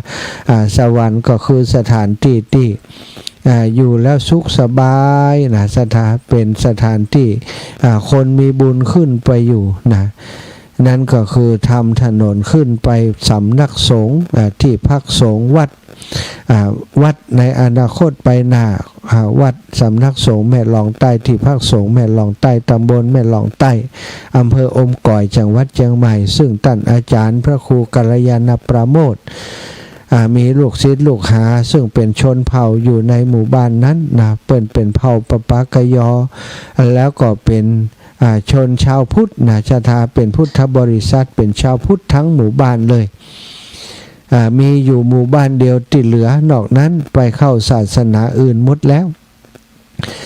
แล้วก็ในหมู่บ้านเปิ้นบ่มีวัดสถานถ้าจะไปวัดก็เตี้ยวเดินทางไปนั่งรถไปเป็นกึ่งข้อตอนกว่าจะไปถึงวัดที่จะไปทำบุญก็ลำบากในการที่จะทำบุญเปิ้นก็มีความต้องการมีความปรารถนาอยากได้วัดมาเมินแล้วเป็น20กว่าปีแล้วก็มาสำเร็จ ในตอนนี้ก็คือตอนนี้ครูบาอาจารย์ได้ไปอุปถัมภ์ไปดูแลนะตั้งแต่การเมื่อปีก่อนอาตมาภาพก็มีส่วนในการเดินทางไปอูจาปรึกษาหารือหาสถานที่ในการสร้างวัดฮือเปิ้นจนได้ซื้อตังเป็นตีเรียบร้อยแล้วก็พัฒนามาเรื่อยๆทำระบบน้ำเข้ามาในพื้นที่ไปเพี้ยวไปถางไปสร้างกุฏิไปสร้างห้องน้ำไปสร้างศาลาที่จะบำเพ็ญบุญก็เล็กๆน้อยๆสร้างไปพอชั่วคราวก่อนซะท่าใจไม้วัสดุก็เป็นไม้เป็นสังกะสีอย่างมูนี้แหละไม้ฝากไม้อย่างยะไปก่อนซึ่งขั้นตอนกระบวนการตอนนี้ที่จะก่อร่างสร้างแปลงสิ่งที่เป็นถาวรวัตถุต่อไปจะเป็นวิหารก็ดีจะเป็นกุฏิก็ดีจำเป็นที่จะต้องมีวัสดุอุปกรณ์ขนวัสดุอุปกรณ์ขึ้นไปที่ผ่านมานี่ก็ป้ากันแบกไต่ปูนแบกปูนแบกหินแบกทรายขึ้นไปหันแล้วอินดูพี่น้องเจ้าบ้านเปิ้นครูบาอาจารย์ก็ว่าเอาก่อนที่จะทำอย่างอื่นเขามาทำถนนก่อนต่างอบตต่างพี่น้องเจ้าบ้านต่างครูบาอาจารย์ก็รวมสตังกันจ้างรถเปิ่นมาช่วยขุดช่วยถากช่วยถางตอนนี้ก็เป็นตังเป็นแนวขึ้นไปแล้วสถาแต่ว่าถ้าบาถมถ้าบามีการเทบามีการทำถนนให้เรียบร้อยเวลาฝนตกมาก็ขึ้นยากสถาเหยถ้าฝนบาตกก็เป็นฝุ่นอุกยุกก็ขึ้นยากแฮมะก็เลยมาประชุมปรึกษาหารือกันตกลงเป็นมติว่าเขาจะสร้างถนนก่อนสร้างถนนเอาสตังมาจากไหน อู้กันไปอู้กันมาก็บ่พ้นพระป่าแห่เหมาะศรัทธาญาติโยมก็จะสร้างกันรีบด่วนๆเนี่ยได้ปัจจัยเมื่อใดก็จะสร้างได้ปัจจัยเมื่อใดก็จะสร้างหูกับเปิ้นนะกับหมู่บ้านเปิ้นทันทีเลยซึ่งตอนนี้เนาะก็ได้มีการกำหนดวันที่จะไปทอดพระป่ากันคือในวันที่13นะที่แรกว่าจะทอดที่วัดแม่หลองใต้แต่ว่าหูมันไก่นะสถา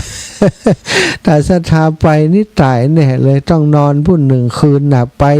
ปกลับบ่ได้นะสถาต้องไปต้องนอนถ้าออกจากเฮาเจ้าเนี่ยเจ้าตอนเจ้าไปนี่ลำปางตี 5เนี่ยไปถึงพุ่นประมาณ 3-4-5 โมงแรงพุ่นไก่เนาะก็เลยอู้กันว่ามาทอดพระป่ากันที่วัดม่อนห้วยแก้วที่อำเภอดอยหล่อนี่เห็นจะดีได้ปัจจัยต่อใดเรียบร้อยก็ให้ครูบาอาจารย์ศรัทธาญาติโยมที่เป็นเจ้าภาพป่ากันนำขึ้นไปทำถนนหนทางให้ตั้งคณะกรรมการเปิ่นบริหารจัดการซื้อปูนซื้อหินซื้อทรายอย่างต่างๆก่อยทำก่อยเทกันขึ้นไปตามปัจจัยที่ได้อันนี้ก็อู้กันมาหลายวันแล้วแต่ว่าอาตมาเองนั้นบ่ได้มีโอกาสประชาสัมพันธ์ผ่านทางเครือข่ายของคลื่นสีขาวทางสถานีของเฮาสถาเพราะว่าในช่วงก่อนๆมีงานบุญกันหลายอย่างเวลาจะจะประชาสัมพันธ์เรื่องโมนี้ก็เก่งใจนะสถางานอันตกลงแล้วมีงานอย่างพ่องนี่กฐินก็ดีกฐินนี่งานนั่นก็ดีงานนั่น เอาจบไปเป็นงานอื่นจบแล้ววันนี้วันที่11นะก็ถึงงานวันที่13ที่จะทำถนนจะทำพระป่าสร้างถนนขึ้นไปสู่วัดนะสถานลานธรรมวัดแม่หลองใต้นะสถาอีปอยแม่ตั้งหลายก็ศรัทธาญาติโยมที่อยู่ใกล้เนาะในพื้นที่จังจอมตองก็ดีสันป่าตองก็ดีตางป่าซางบ้านโฮงป่าซางนี่เนาะหมู่แม่ลิเขาแม่ สุกแก้วขอเนอะอยู่บะไก่นะปอดสะอิ่งนี่มาแน่นอนเนาะแม่อย่าจันเลือนใสในพื้นที่ใกล้ๆพี่น้องตังลำปูนบ้านทาดอยคลั่งเนอะแม่อมรบ้านทาดอยคลั่งนะฝากเรื่องนี้เข้าสู่การพิจารณาของศรัทธาพี่น้องเครือข่ายจิมโยมแม่ครูลาวันกุยคำเนอ วันฝุกวันฮือเนาะปะกันที่หม่อนห้วยแก้วนะไปร่วมบุญร่วมกุศลคนเล็กคนน้อยไปศรัทธาอีปล่อยอีแม่หมู่เฮาเจ้าข้าทั้งหลายนี้บ่ใจเป็นเศรษฐีมีสตังค์กันนักกันหนานะส่วนใหญ่อาตมาอู้ตรงๆเด้อเวลามีกินมีตานอย่างต่างๆนี่อาตมาหันสตังค์ที่ปล่อยอีแม่หอมมาเนาะบางคนหอมมา20ก็มีนะ50ก็มี100ก็มีอาตมาหันว่าเป็นตังค์ที่มีค่ามากเพราะไอ้อย่างอีบ่อยอีแม่ทั้งหลายก็เพราะว่าสตังค์ที่ท่านทั้งหลายหอมมานั้นเป็นสตังค์ที่ได้มายากนะเป็นเบี้ยผู้สูงอายุที่เปิ่นฮื้อมาอย่างเงี้ยบางทีก็ลูกหลานฮื้อมาพอได้กินได้ใจแต่อีปล่อยอีแม่ทั้งหลายก็อดออมกินอย่างประหยัดแล้วก็เอามาทำบุญอาตมาถึงบอกว่าตังเนี่ย10 ซาวของอีปล่อยแม่นี้มันมีค่ามันมีความหมายจะไปดูถูกตัง10ตังซาวอีปล่อยอีแม่ทั้งหลายถ้าบ่มี10บ่มีซาวบ่มี1 บาทมันบ่มี10 บาทบ่มี10 บาทมันก็มีซาวก็มี50มี100มีพันมีหมื่นมีแสนตังของเฮาตูเตือเฮาทำบุญร่วมกันมานั่นมันก็เกิดจากตัง10 ซาว100 ปันนี่แหละที่รวมกันแล้วมันก็ได้เป็นเงินหมื่นเงินแสนไปทำกิจกรรมต่างๆได้เป็นกอบเป็นกรรมเป็นการเป็นงานเนาะอันนี้ต้องขออนุโมทนาขอบคุณล่วงหน้าไว้ก่อนสำหรับศรัทธาที่ฟังรายการแล้วก็ตั้งใจแล้วอีแม่ถึงจะไป แต่กี้พี่น้องตังบ้านบวกค้างแม่พวงทองเนาะบ้านบวกค้างก็โทรมาโอ้อีแม่ก็จะไปนะอาจารย์ไปลำหนึ่งเนอะนะอาตมาก็ไป2 ลำนะน่าจะ2 ลำอาจจะเกินนั้นเนาะศรัทธาพี่น้องตังลำปางก็จะไปกันตอนนี้ที่แจ้งมาแล้วก็คือตังบ้านป่าจ้ำน้ำโจเนาะโยมน้องสมควรโยมแม่จินดาเขาเตรียมรถไว้1 คันแล้วจะไปร่วมกันตอนพรุ่งนี้เปิดก็เตรียมรถกันแล้วเนาะจะไปทำบุญด้วยกันก็ต้องขอบคุณกับศรัทธาที่เตรียมตัวกันแล้วเนาะพี่น้องบ้านบวกค้างแต่กี้เนี่ยแม่พวงทองเนาะแม่พวงทองบ้านบวกค้างแม่พวงทองมหาวงบ้านบวกค้างก็ได้ไปลำหนึ่งแล้วก็มีศรัทธาญาติโยมเปิ่นหายหอมมานะศรัทธาแม่วรรณาสุริยะรังสีแม่วรรณาสุริยะรังสีตะกี้ก็ฝากหอมมาเนาะ100 บาทแม่แก้วบ้านกาดโป่ง100 บาทแม่คำสุกนะที่ปทานะ100 บาทแม่บัวลอยสายเขียว100 บาทแม่สุกแลกันทะ100 บาทแม่บัวขีดทะโปแม่บัวเลียวชัยอุดแม่บัวลอยปงเทพแม่ถนอมนามวงนะคนละ100เป็น400แม่เกสรชัยวุฒิบ้านการกนกนะ200 บาทแม่กัญจนาชัยนลิน100 บาทอันนี้ที่เปิ่นฟังรายการที่ลำปางตะกี้เปิ่นให้หอมมาก็ต้องขอบคุณกับศรัทธาญาติโยมที่ให้หอมมาก่อนแล้วเนาะการสร้างถนนหนทางศรัทธาอีปล่อยอีแม่ทั้งหลายอันนี้มีตำนานมีเรื่องเล่าเนาะคือซึ่งพระพุทธองค์ทรงมีคนว่าพระพุทธเจ้านี่ฮู้จักพระอินทร์ขออีหล่ะพระพุทธองค์ว่าโอ้เฮานี่ฮู้จักพระอินทร์แล้วก็ฮู้จักที่มาที่ไปของคนที่จะเกิดเป็นพระอินทร์พร้อมอีหล่ะเฮาฮู้จักเป็นอย่างดีคนทั้งหลายว่าโอ้อย่างอันหรือพระเจ้าข้าพระอินทร์หรือว่าท้าวสักกะเทวราชนี่มีความเป็นมาอย่างใดพระองค์ก็ทรงเล่าให้ฟังว่าพระอินทร์เนี่ยตอนเป็นคนเป็นมนุษย์นี่ก็มนุษย์ธรรมดาอย่างหมู่เฮาเนี่ยเปิ่นทำงานรู้สึกว่าจะมีอาชีพทำงานเป็นช่างเป็นศาลารับจ้างนะศรัทธาถ้าบ้านเฮาประเดี๋ยวนี้ก็เป็นผู้รับเหมาเนาะว่าผู้รับเหมาไปทำงานต่างหมู่บ้านต่างชุมชนเดินทางไปทุกวันมีลูกน้องไปตัวพ่องบ่มีพ่อง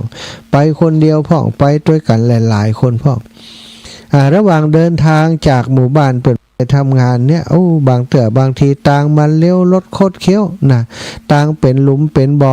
เดินบัดสะดวกแค่เป็นคนที่มีน้ำจิตน้ำใจหันต่างบัดสะดวกก็ขึ้นว่าคนอื่นก็บัดสะดวกเหมือนเฮาเนี่ยเดินทาง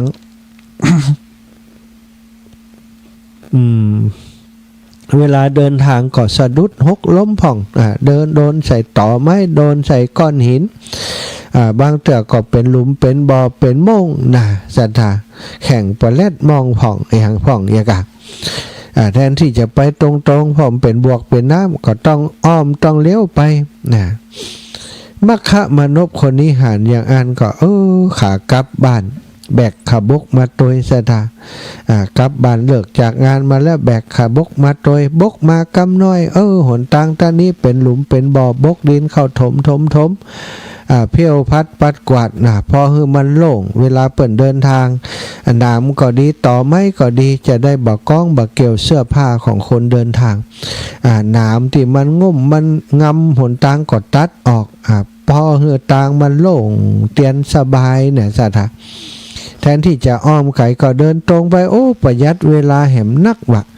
ทำมาทุกวันสัทธาที่แรกลูกน้องอย่างก็บ่ช่วยว่าเจ้านายผมผมจะกลับบ้านก่อนเนอะเอาตามสบายคนเดียวเถอะวะเอาไปเอามาลูกน้องก็หันว่าเจ้านายทำคนเดียวแล้วเฮาได้ความสะดวกสบายทุกคนบอกก่อนเฮาเดินทางสะดุดสะต่าวหกล้มตรงนั้นตรงนี้ต้องออมต้องเว้นบัดเดียวนี้บัดต้องออมต้องเว้นเพราะว่ามัคคะมานพเนี่ยเป็นคนบกอยู่คนเดียวถ้าเฮาช่วยกันหลายคนมันก็จะเร็วขึ้นก็ช่วยกันบกทางจนทางเส้นนั่นเสร็จก็บกแหมทางไปทางใดก็บกทางไป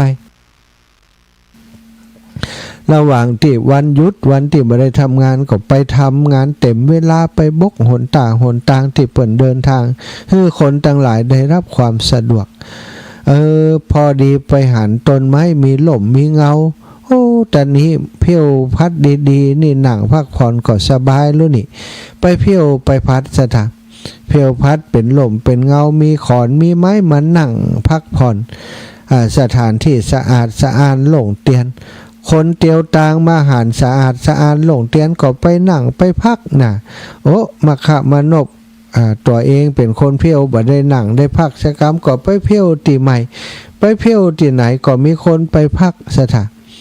ถ้าเป็นคนอย่างหมู่เฮาก็เอกใส่เนาะเฮาเพี้ยวแล้วอย่างมาพักของเฮา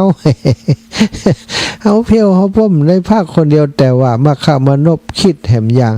ดีใจว่า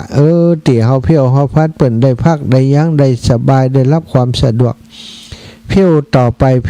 ปกลายเป็นเอาไปเอามากึดแหมอย่างว่าระหว่างทางเส้นนี้คนมักจะมาพักตรงนี้กันนักบางครั้งหันคนเจ็บคนป่วยที่เดินทางผ่านมาก็ได้มาพักอยู่ตรงนี้ติแกเพี้ยวพัดไว้ก็เลยคิดว่าสถานที่นี้เหมาะแก่การที่จะแปลงศาลาแปลงบ่อน้ำแปลงที่พักผู้คนเดินทางแปลงเป็นอย่างที่พักของคนทั่วไปของคนที่มียศถาบรรดาศักดิ์ตำแหน่งที่พักของนักบวชชีพราหมณ์ต่างๆก็แพงเป็นสัดเป็นส่วนสถานทำให้คนต่างหลายเดินผ่านไปผ่านมาในถนนสายนั้นได้รับความสะดวกสบายเมื่อเสี่ยงชีวิตไปสิ้นชีวิตไปปรากฏว่ามัคคะมานพนี้ก็ได้ไปเกิดอยู่บนสวรรค์เป็นเทวดาก็เป็นพระอินทรานั่นแหละศรัทธาพระอินทร์ก็คือมัคคะมานพไปเกิดเป็นพระอินทร์ด้วยบุญที่ได้ทำถนนหนทางไปเป็นพระอินทร์มีความสะดวกสบายศรัทธาสมัยเมื่อพระพุทธองค์ยังทรงพระชนอยู่ก็ได้มาเฝ้าพระพุทธองค์อยู่หลายครั้งหลายคราวพระอินทร์มาอุปถัมภ์พระพุทธเจ้าพระสารีบุตรพระโมคคัลลานะพระมหากัสสปะเนี่ยพระอินทร์ตนนี้แหละพระอินทร์องค์นี้แหละเนาะในพุทธศตวรรษนี้ก็คงจะยังอยู่บนสวรรค์อยู่คอยดูแลคนที่ทำคุณงามความดีคอยส่งเสริมคนที่ทำคุณงามความดีคือเจริญรุ่งเรืองสถานอานิสงส์ของการสร้างสิ่งที่เป็นสาธารณะโดยเฉพาะถนนหนทางนี่มีอานิสงส์มากมีบุญมากสถาน บุญมากอย่างใดอานิสงส์มีอะไรหยังเนี่ยศรัทธาญาติโยมทั้งหลายอานิสงส์ของการสร้างถนนหนทางเปิ้นว่าหนึ่งทำให้เฮาเนี่ยทำมาหากินราบรื่นทำมาหากินราบรื่นส่งผลให้มีลู่ทางในการทำมาหากินเสมอประสบความสำเร็จในชีวิตนี่คิดงานอะไรยังก็ดีทำกิจกรรมกิจการงานอะไรยังก็ดีก็มักจะประสบความสำเร็จเจริญรุ่งเรืองตามความมุ่งมา่ปรารถนาตามความมุ่งหมายของเฮาเนี่ยคือคนที่ถ้าได้สร้างถนนถ้าได้ทำถนนแล้วอันนี้เป็นอานิสงส์ของการสร้างถนนเฮาจะหันว่าโอ้บางคนนี่ค้าขายก็ราบรื่นหน้าที่การงานก็รุ่งเรืองทำมาหากินง่ายบางคนที่หากินยากศรัทธาญาติโยมค้าขายหยังก็บ่มีใครมาซื้อพอค้าขายเปิ้นบ่ซื้อเปิ้นบ่ซื้อก็บ่ได้ขายก็ขาดทุนก็หยุดไปเริ่มต้นใหม่แหมก็ตึ้งบ่ลาบลื่นนี่แต่บางคนเนี่ยลงทุนค้าขายอย่างเดียวแต่ก็ทำให้เปิ้นล่ำเปิ้นรวยเอามีกำไรอยู่ตลอดแล้วก็มีช่องทางในการทำธุรกิจใหม่ๆอยู่เรื่อยเนี่ยประสบความสำเร็จอยู่เรื่อยอันนี้เปิ้นบอกว่าบุญเก่าของคนแบบนี้นี่ที่เป็นแบบนี้เพราะเปิ้นได้สร้างบุญในการสร้างถนนหนทางสร้างความราบรื่นแก่การเดินทางสัญจรต่างๆของคนทั้งหลายเนี่ยอีปอยอีแม่บุญมันเป็นสิ่งที่ถ้าเฮาเข้าใจมันก็อยู่ใกล้ตัวของเฮานี่แหละเนาะอยู่ที่เฮาจะคิดได้หรือไม่แค่นั้นเองเนี่ยบุญการเดินทางเนี่ยคนเฮาบางคนเดินทางนี่มีอุปสรรคปัญหาสถานเดินทางไปรถจัดดีไปอย่างใดเครื่องดับเฉยๆพอไปพอมาแบตเตอรี่บาดีเดินทางอยู่ดีๆล้อใหม่ๆแต่ตะปูเข้าไปฝังทางไหนลมออกยางผิวนะ ยางรั่วเนาะละอ่อนนักเรียนมาโรงเรียนเธอทำไมมาโรงเรียนสายเหรอยางรถผมผิวครับคุณครูหรอ อย่างรถผิว อย่าไปพูดอย่างนั้นครูอายตังอย่าจะทะเนาะยางรถผิวยางรถรั่วนี่ยางรถหัวเดินทางอยู่ดีๆยางรถหัวเนี่ยเดินทางไปอยู่ดีๆครับรถในเลนตัวเขาพุ่งมาจากไหนบอกว่ามาโจรเนี่ยหรือว่าคนข้ามถนนมาข้ามถนนสัตว์เล็กสัตว์น้อยข้ามถนนตัดหน้ารถหลังเกิดอุบัติเหตุประสบอุบัติเหตุเนี่ยบางคนเดินทางไปที่ไหนก็เจอเป็นประจำศรัทธาญาติโยมแต่ว่าคนบางคนนี่ไปที่ไหนก็ราบรื่นไปที่ไหนก็มีคนช่วยเหลือจากเจอปัญหาอุปสรรคอย่างเปิ้นเจอกันทึ่ตัวบ่เจอแคล้วคลาดปลอดภัยอยู่ตลอดเวลาแล้วก็มีความสะดวกสบายในการเดินทางจะไปไหนมีคนคอยบริการการเดินทางนี่อาตมาแล้วบ่ใจหาว่าคุยเนี่ยก็จะโม้นิดหน่อยอาตมาเดินทางไปเวียงป่าเป้าเมื่อแล้วตั้งข้างแหลกเปิ้นนั่งรถไปบ่มีรถส่วนตัวบางครั้งก็ฮือคนไปส่งนั่งรถเปิ้นไปวานเปิ้นไปส่งเติมน้ำมันฮือเปิ้นไปร่วมงานที่เวียงป่าเป้าไปปะใส่ปอกกำนันคนหนึ่งตำนันตำบลเวียงอดีตกำนันตำบลเวียงปะกันครั้งเดียวจากันถูกอกถูกใจถูกคลอเพื่อนปวารณาว่าถ้าท่านมาหามาที่เวียงป่าเป้าบอกป่อเลยนะป่อจะดูแลจะฮับส่งจะไปที่ไหนบอกป่อเลยป่อสบายมากป่อว่างสำหรับท่านมาหาจะไปส่งป่อกำนันธัญพัฒน์ปาเขื่อนตะสถาอาตมาก็นึกแปลกใจว่าก็บ่ได้ปะกันแต่บ่ได้มีไอ้อย่างผูกพันกันเปิ่นอย่างใดปวารณาอย่างนั้นกับเฮาเนาะก็ลองใจกันเพื่อเดินทางไปเวียงป่าเป้าก็โทรหาอีป่ออยู่จอมพรนี่เนอะ ปวดสะดวกก็มาเอวหาจิมจะไปหันจะไปเดียวโอ้สถาปาห่อนไปครับข่อยนะไปเวียงป่าเป้าไปเผียวเมืองผางจากเวียงป่าเป้าไปเมืองฝางไปเจียงไฮ้ไปส่งกุฏิกูแห่งสถาส่งปอมเอาตังค์ด้วยนะกะน้ำมันน้ำเมินบ่เอาแถมพอเลี้ยงเข้าพร้อมนี่อันนี้เป็นสิ่งที่อาตมาคิดว่ามันน่าจะเป็นบุญเก่าบุญเก่าที่อาตมาได้สร้างได้ทำไว้ร่วมกับอีป่ออาตมาอาจจะเคยช่วยเหลืออีป่อก้าในจัดก่อนปังก่อนหรือว่าเคยทำบุญสร้างถนนหนทางเนี่ยเนาะมันเลยทำให้เฮานี่เวลาเดินทางไปไหนมักจะมีคนคอยช่วยเหลือนะคือแคล้วคลาดปลอดภัยตลอดเวลาแม้กระทั่งเดินธุดงค์นี่สถาครูบาอาจารย์เป็นห่วงได้ยินข่าวโคตุเจ้าโดนบุบ โดนบุบเอาตังพระธุดงค์เนี่ยโดนบุบเอาตังโดนฆ่าโดนไอ้อย่างเปิ้นก็เป็นห่วงบ่อยากให้ไปแต่อาตมานี่คิดในใจว่าถ้าเฮากลัวตายนะเฮาอยู่ที่ไหนมันก็ตึงตายนี่ฮะเนาะเดินก็ตายมันเดินก็ตายเดินธุดงค์ถึงมันจะเสี่ยงสักหน่อยแต่ถ้าเฮามีบุญเก่าบุญก่อนที่สร้างสมไว้มันต้องมีอันปกป้องเฮากะแต่ถ้าเดินไปก็บ่ได้วันเก่งบ่ได้วันกว่าอย่างนะเดินหนทางโดนทางหลวงเนี่ยรถกายการพื้นผ่าน ก็ไปอย่างนั้นนะเขาว่าอาจารย์จะไปเดินทางซ้ายนะรถมันมาทางเดียวกับเฮามันจะโจรทั้งคนอาจารย์บ่ฮัดอาจารย์ต้องเดินทางขวาอาตมาว่าเดินทางขวาแต่รถมันมาพึ่มนี่ลมมันมาสถามันเฮาจะถอยด้วยลมมันต้านลมก็เลยว่ามันเป็นอย่างนะมาตั้งหลังก็ดีมาทั้งหน้าก็ดีมาทั้งหน้ามันจะหาลบตันสถามันวิ่งร้อยป่ายนี่บ่ทดมันแวบเดียวก็ถึงตัวเฮาแล้วจะไปลบอย่างไรเนาะหันก็ถึงลบบ่ตันนะเกิดว่าอยู่ในกระต่ายแต่สถาเต่าที่เดินผ่านมา 5-6 ปีนี้ก็ปลอดภัยทุกเส้นทางนะแม้จะได้รับบาดเจ็บเล็กน้อยโดนหนามโดนเข็มโดนแก้วเศษแก้วบาดแตงตั่งมันก็เป็นธรรมดา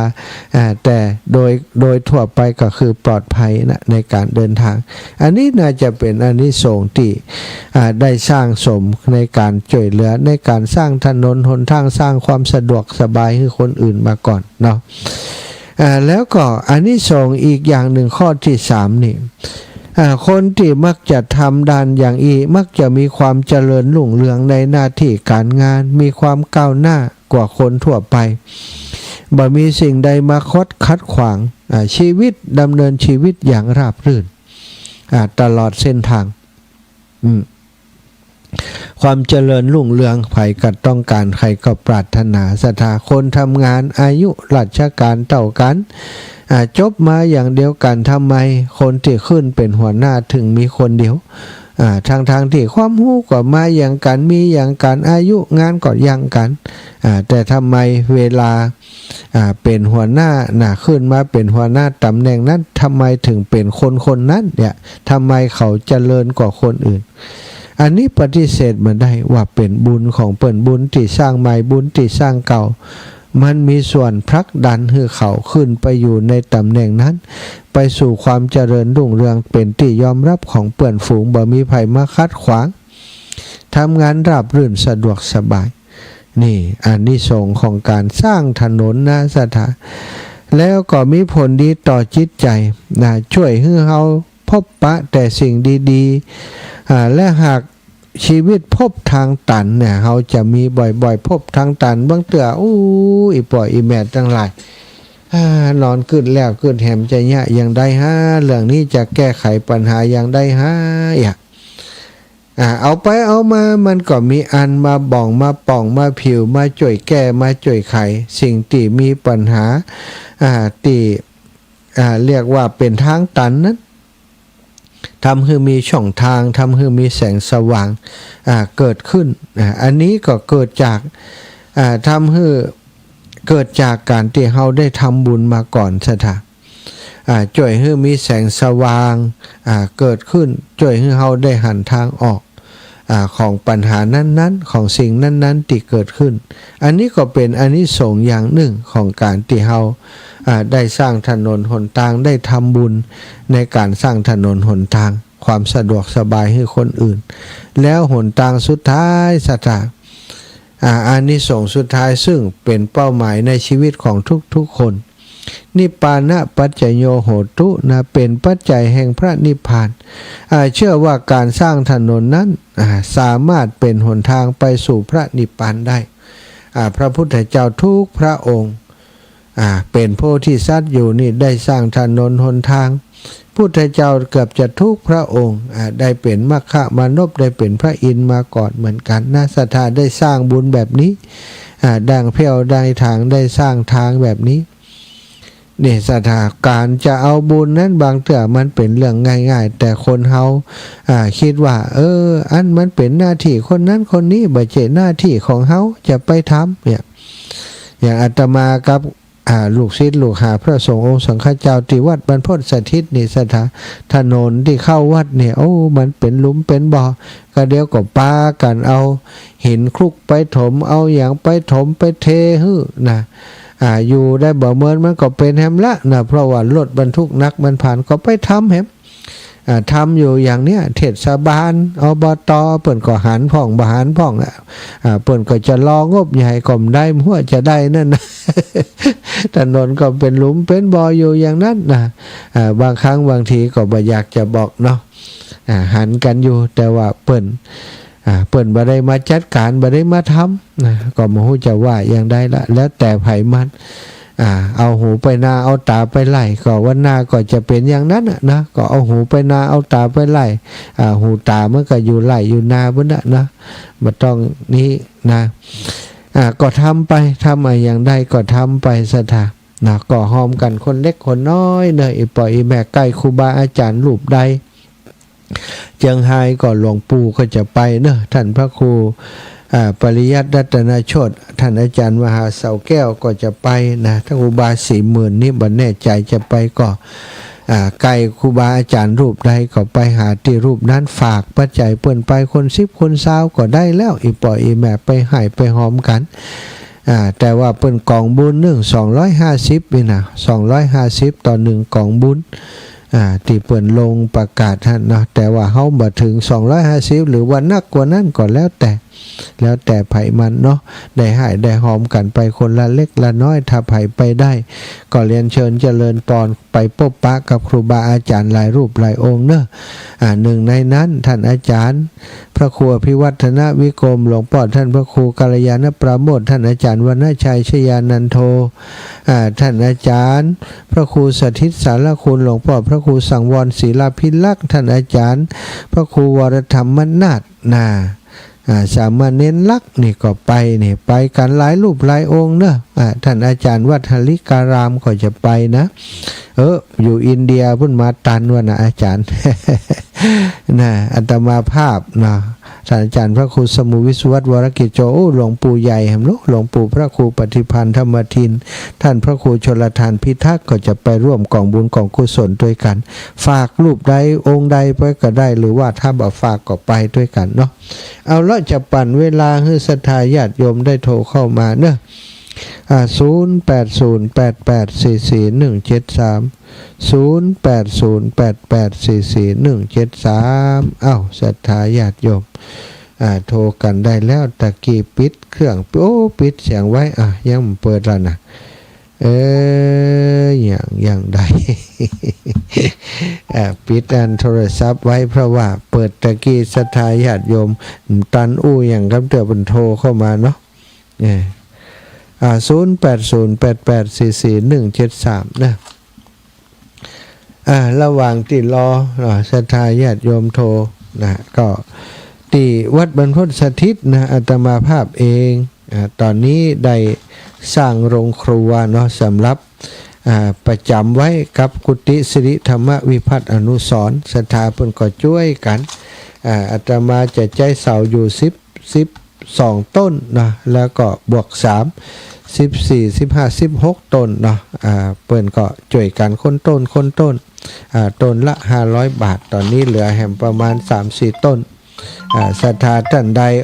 อีแม่อยู่ทั้งเพศกับไข่หอมเหมือนกันโลอีนะ แจ้งมาได้เนอะศรัทธาญาติโยมแจ้งมาได้เนาะสนับสนุนช่วยเหลือกันเล็กๆน้อยๆ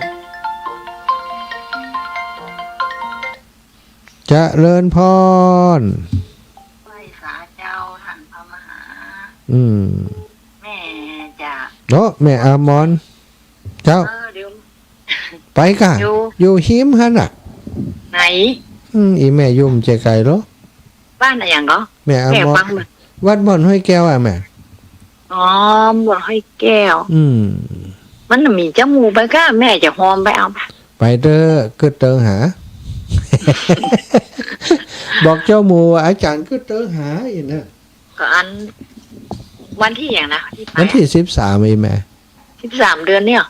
ครูบาอาจารย์ไปหมดเลยน่ะพระครู อ๋อ หลวงปู่หลวง วัน ปู่ เป็นเกี่ยวข้าว ฮะ เป็นเกี่ยวข้าวกัน มาเกี่ยวทัดเกี่ยวแม่นฮะ น่ากะจะเริ่มวันนี้ละแดดมาวันนี้เป็นเกี่ยว เอ ค่ะ อล่ะล่ะ เจ้า เนี่ยนักก่อน เดี๋ยวแม่จะหอมไปเดี๋ยวจะคือเขาโอนไปหอมเด้อ ได้ เจ้าแม่หอม300เนี่ย แม่อันเดียวจดก่อนแม่ เดี๋ยวพี่จะขอโอนไปเด้อ แม่อับบอนต้องใส่ซองเน้นหนานี่แม่ ใจดูมันเจ้า แม่อับบอนเจ้าโดยครั้ง300นะแม่เนาะ เจ้าเดี๋ยวป้าน้อง สาธุเจ้าแม่ โทรหามัน ถ้ามีเวลาจะแวะไปแอวหายแม่สักวันจะป้าสัก เอา ทาง เบอร์เก่านะอันนี้เก่าท่านเนาะ อันเก่านั้นได้ไหมได้ เจ้าบัญชีเก่านั้น เจ้าเอาง่ายๆไปเนาะสาธุ เจ้า เจ้า ไหว้สาเจ้า แม่อะมอนบ้านทาดอยครั่งนะวัดอีแม่งามเนี่ยวัดบ้านอีแม่แม่อุ้ยอินแม่สาบเสมิงลงมาเด้อจะไปส่ง ห้องเราไปก็ได้ จะไปส่ง ไม่รู้ร่วมทำบุญไปแล้วกับพระครูกัลยาไปแล้ว หนูเฮาหมู สัจเจ้าเนี่ย เฮาหมู คนชัดต่างไป2 คนไม่อยากแก้วพาเดือดคำ2 คนอ่ะ เฮาหมู ท่านอยู่ลำปางเพราะหลวงนั่นก็อยู่แก้วมันอ่ะไปดูได้ ค่ะอนุโมทนาบุญกยาเนอะบุญรักษาสาธุเจ้า เจริญพร7077 ฮัลโหล ฮัลโหลอีแม่ไผนี่ บัจใจ0808844173กระเจ้า ไผ080แม่นกะของเฮานะเบอร์โทรนะ กะหันตุเจ้าเปิดประกาศอยู่นะว่าเจ้า เบอร์มันเนี่ย 0808844173เจ้า นี่เบอร์โทรศัพท์ของอาตมาที่แม่โทรเข้ามาเดียวนี่กะ ก็นั่นน่ะกะหันตุเจ้าประกาศว่าอันจะทอดผ้าป่าสร้างนั่นน่ะ สร้างถ สร้าง นน ถนนสร้างถนนขึ้นดอยอีก เจ้าแม่น แม่นก็เจ้า แม่นเจ้า อืม เจ้าอยู่พะเยาเจ้า บ้านหยังบ้านหยัง บ้านเมกาเจ้า บ้านเม เจ้าก า เจ้าฟังประจำมาฟังมาหลายปีแล้ว แต่แบบเคยไปงานไหนตัวอ่ะ เพราะว่าเจ้าบ่สบายเป็นมะเร็งตั้งแต่ปี63แล้วเจ้า โอ้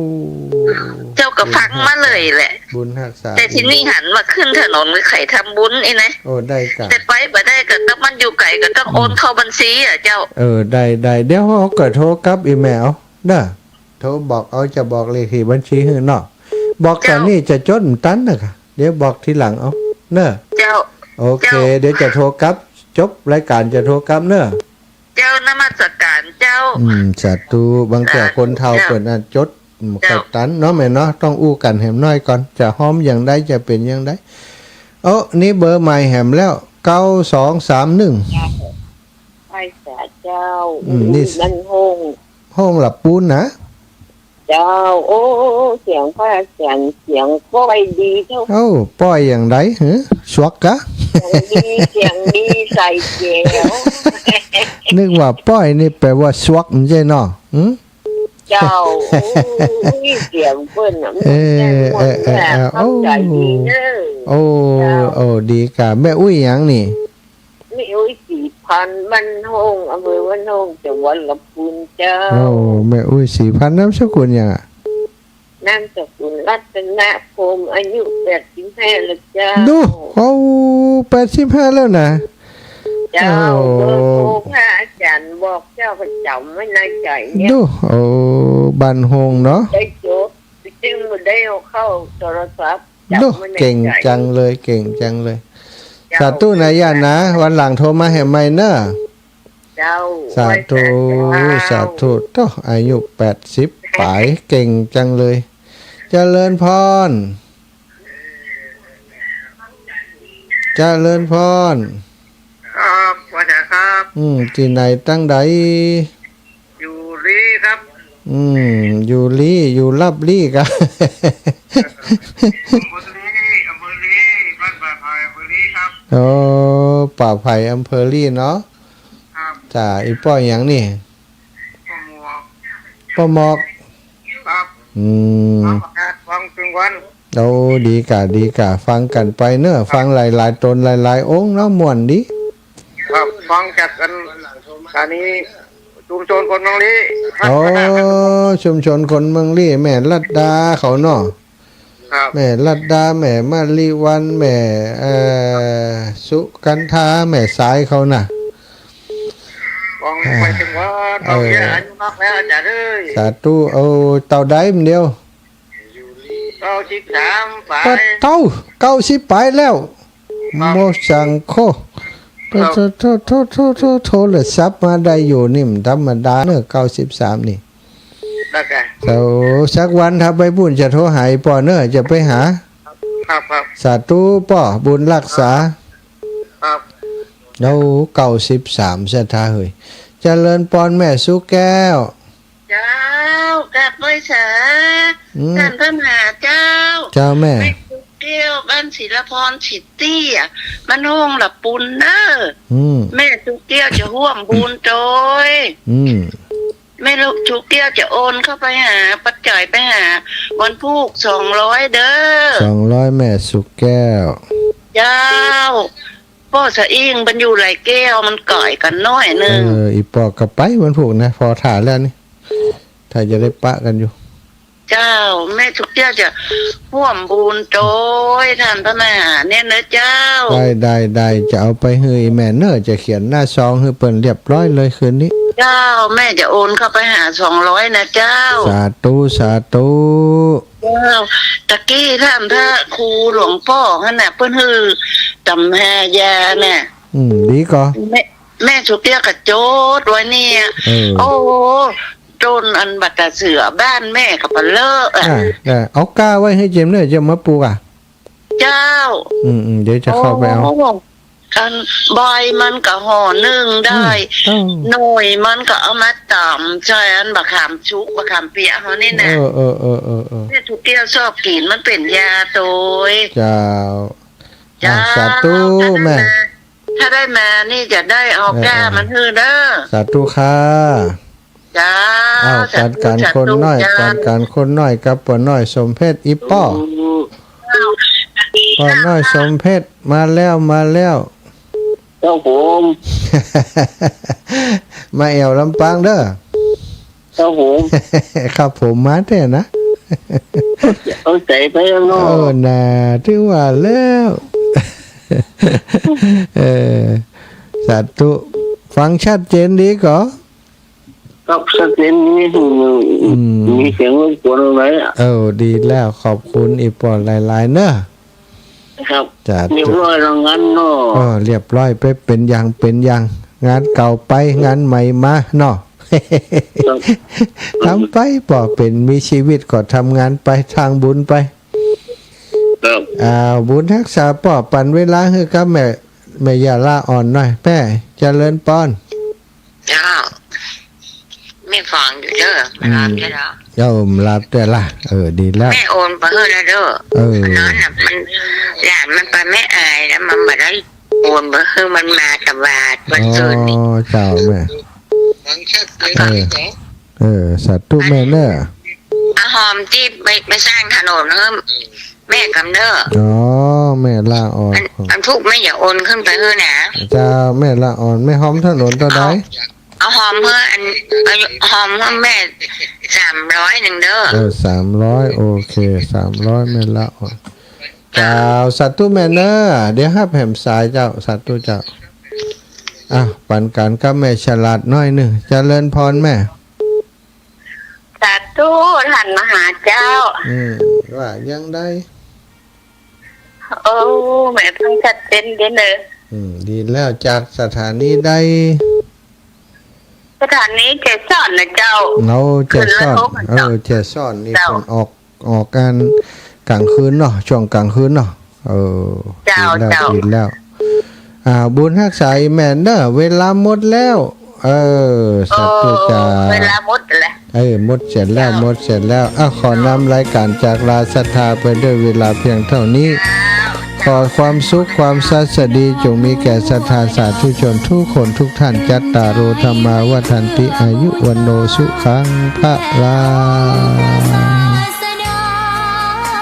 สัมมาสัมพุทธเจ้า